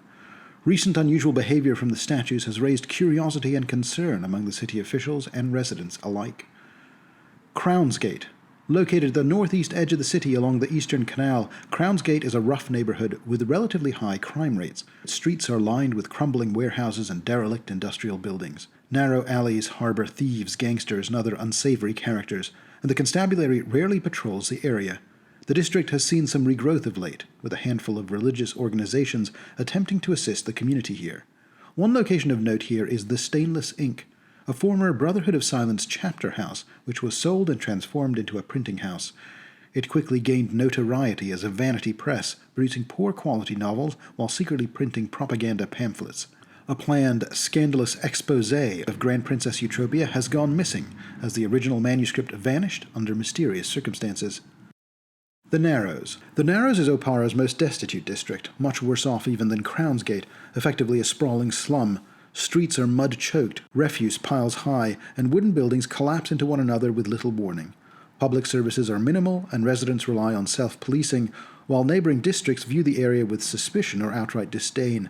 It remains a dangerous zone for the uninitiated, inhabited largely by the city's poorest citizens. One point of interest in the district is Faith's Trial Clinic. In response to the narrow, squalid conditions, and rumors of ergothoan activity as well, Dawn Mother Zenaida Tandlios of Sarenrae secured funding from the Empress to establish a small stone clinic, providing healing and disease prevention to local residents. Recently, Pharasmins have also arrived, offering to manage the dead through a funerary home funded by a donor from Ravenel. Grand Bridge. Grand Bridge is Oppara's largest district and the city's commercial and cultural heart. Straddling the central canal, it hosts currency exchanges, warehouses, import-export offices, and open-air markets. Merchants from across Taldor and beyond flock here to conduct business, while artists and performers and entertainers fill the streets, making the district a vibrant mix of commerce and spectacle. Its central location ensures that most visitors to Oppara pass through Grand Bridge, making it a showcase of the city's prosperity. Grand Bridge is famously the location of the notorious Grey Market. Once a bustling hub for Taldor's government-funded privateers, it openly sold stolen Kadiran goods. However, the market now operates in secrecy following Utopia's decree to end the raids. Wares are still smuggled in, though, under cover of misty mornings, and quietly maintaining the trade, Captain Seferi, a privateer and former supporter of Utopia, openly expresses her bitterness about the young Empress's new policies, though she has not pursued any direct retaliation. More famous even than the Grey Market is, of course, the largest of Oppara's famed bardic colleges, the Kitharodian Academy, a hallmark of Taldan culture. The Kith is described in considerably more detail in my Arcane Schools faction guide. Close to the Kith is Scholar's Square, which stretches across Grand Bridge and Canal Row, connecting several important academies and institutes, including the First Imperial Arcanists Guild, the Imperial College of Heralds, the Nicodemus Repository, and of course the Kitharodian itself. Not too far from here is also the Sinoria Academy, Taldor's most prestigious boarding school. Canal Row. Stretching along the eastern bank of Oppara's central canal, Canal Row is home to the city's upper middle class, merchants, academics, and ship captains alike. The streets are lined with brightly colored canal houses that widen and modernize further north, reflecting the prosperity of its inhabitants. In addition to residences, the district houses numerous institutes and academies, making it a hub for learning and intellectual exchange. The combination of wealth, cleanliness, and safety makes Canal Row both an aspirational home for social climbers and as an attractive destination for visitors. One notable location in Canal Row is Whitehall, a 4-story marble building serving as the headquarters of Oppara's constabulary. While it does represent the city's long-standing tradition of law enforcement and civic duty, it has been scandalized recently, with a chilling exposé revealing truth to rumors of torture and political disappearances. Whitehall must now rebuild its damaged reputation with the citizens. A large number of temples can also be found in Canal Row. The House of Dawn's Redemption, Taldor's largest temple reconsecrated to Sarenrae, is a grand Kadiran-style cathedral administered by Dawn Mother Zenaida Tendlios, and the Cathedral of Coins is a temple dedicated to Abadar, which also doubles as the city's largest bank. Both locations are discussed in more detail in my Temples of the Inner Sea video. A final landmark in Canal Row is the Memorial Arch of Prince Jalrune, which spans the central canal, commemorating the life and assassination of Grand Prince Jalrune. Scenes of his birth, coronation, and death are depicted here, with his assassins left faceless, as the perpetrators remain unknown to this day. Eastport. Eastport occupies the eastern side of the Grand Bridge, and serves as Oppara's smaller, largely domestic port. The district's wooden infrastructure has made it prone to fires, including one particularly destructive blaze that occurred at the same time as the Exaltation Day massacre. Eastport handles much of the river traffic coming into Oppara, supplying both the city and local industries, though its reputation for frequent accidents has earned it a degree of caution with merchants and sailors alike. At the end of the Eastport, an ancient Aslanti structure abuts with both the Narrows and Grand Bridge. The Oppara Arena has recently been confirmed as the city's oldest building. Once used for blood sports, it is now converted into an open-air stadium, hosting events like the Phalanx competitions, a traditional Taldan strategic dance contest. Chariot racing has been proposed as well, as many aristocrats favor the more thrilling races, but Utopia has yet to approve these. Another point of interest I've marked here in the Eastport is of course the Abadar's Key Pub and Tavern, which is not a canonical location, but is the tavern owned by Marius Severus, the player character from the Pathfinder 616 War for the Crown campaign. Grand Bridge Island. The unofficial district of Grand Bridge Island is dominated by the Grand Bridge Vagabond Camp. Situated beneath the northern span of the Grand Bridge of the Empire, this sprawling territory is home to criminals, refugees, runaway soldiers, and vagabonds. Repeated attempts by the city to clear it have failed, and the Taldan government now largely ignores its existence. While dangerous and unsavory, the camp offers a hidden refuge for those wishing to disappear. It has also become a common gathering spot for anti-monarchy activists, and nocturnal graffiti of a swan is sometimes seen around the area. One notable point of interest on the island is the Vagabond Watchtower, a once-abandoned tower that was leased by the masked Marquis of the Brotherhood of Silence from Harbour Master Halidor. It now serves as a clandestine site, hosting a shrine to Norgorber and Thamir Gix, and as a shrine, is also discussed in my Temples guide. Meanwhile, the Grand Bridge of the Empire itself, which uses the island to support crucial pylons, was the final project of Grand Prince Trailian V. This ancient bridge has stood for over 3,000 years, requiring only minimal repairs. Jadrashar Island. Situated southwest of Oppara at the mouth of the river Porthmos, Jadrashar is the headquarters of the Taldan Imperial Navy. The island hosts a fortified naval base, shipyards capable of mass-producing warships, and the Navy College for officer training. The fortress is heavily guarded, with dedicated personnel ensuring both security and operational readiness. Westport. Oppara's primary international port, Westport serves both commercial shipping and naval supply lines. The district is crowded with businesses catering to sailors and merchants, from inns and pubs to brothels, pawnshops, and moneylenders. Despite its seedy reputation, the port remains efficient and vital to Taldor's trade and naval operations under Baronet Halidor's watchful supervision. One important point of interest in Westport is the Rhapsodic College. A smaller bardic school in Westport, the Rhapsodic College is respected for producing skilled graduates, including, like the Kith, Lionblade agents. In the current Lionblade schism, the college is politically aligned with Larissa Tromaine rather than Dominicus Rel. In Pathfinder 616, the Rhapsodic College is where our player character Kemet, in the upcoming Bloodlords campaign, was trained as a bard. 7 Towers. Named for 6 ancient towers surrounding a central column, 7 Towers is a district steeped in mystery. Beneath its structures lie interconnected dungeons, vaults, and ruins, sealed off by the government long ago. Rumors persist of undead roaming the streets and strange humming noises from the towers, making the district a site of both intrigue and fear. Most recently, earthquakes during the God's reign revealed fissures, exposing burial mounds beneath Worldbreaker Hill, Senate's Hill, and Aridin's View, which have since been named the Crypts of Princes. These contain tombs of pre-Taldor Opparan Grand Princes, and though public pressure led to the fissures being filled, some archaeologists have secured access through an entrance that has been opened in the 7 Towers district. The first tomb uncovered belonged to Belantrius, the Opparan ruler who named Taldaris the heir to his lands, providing new insight into Taldor's founding myths. Memorial Park. Dedicated to Taldor's heroes, both real and mythologized, Memorial Park offers a place of reflection amidst the city's bustle. Monuments span the entirety of Taldor's history, commemorating generals, explorers, and cultural icons. Visitors to the district are expected to maintain quiet reverence, and guards enforce this decorum strictly. However, one striking intertwined column structure, atop a massive glass slab, known as the Serpent Column, attracts archaeologists here who often debate its purpose. Their frequent discussions sometimes break Memorial Park's usual silence, something which has prompted the installation of sound-dampening tents for study and conversation. The Aridin's View. Perched atop one of the tallest hills in Oppara, Aridin's View is both scenic and historically significant. The district contains some of the oldest surviving structures in the city, with claims that certain villas here even survived the rampage of the Armageddon engine. Gardens here are extravagant, filled with rare flowers and sculpted greenery, while tree-lined avenues provide elegant promenade for the city's elite. The district's layout and architecture makes full use of its elevation, granting residents breathtaking panoramas over the capital. One important point of interest in Aridin's View is the Basilica of the Inheritor, Taldor's largest temple dedicated to Iomedae. This temple is discussed in more detail in my Temples video. Another point of interest is the Porthmos Club. Once built as a temple to Shaylin and still serving as a minor shrine to the goddess, the Porthmos Club on Aridin's View is now mainly a prestigious tea house catering to Oppara's elite. Membership offers social connection, influence, and a chance for upward mobility. Worldbreaker Hill. Named after a legendary siege weapon once stationed here, Worldbreaker Hill is now home to Taldor's top military commanders and heroes. Its proximity to the palace and senate make it a desirable district for those with military influence, providing both prestige and community among high-ranking officers.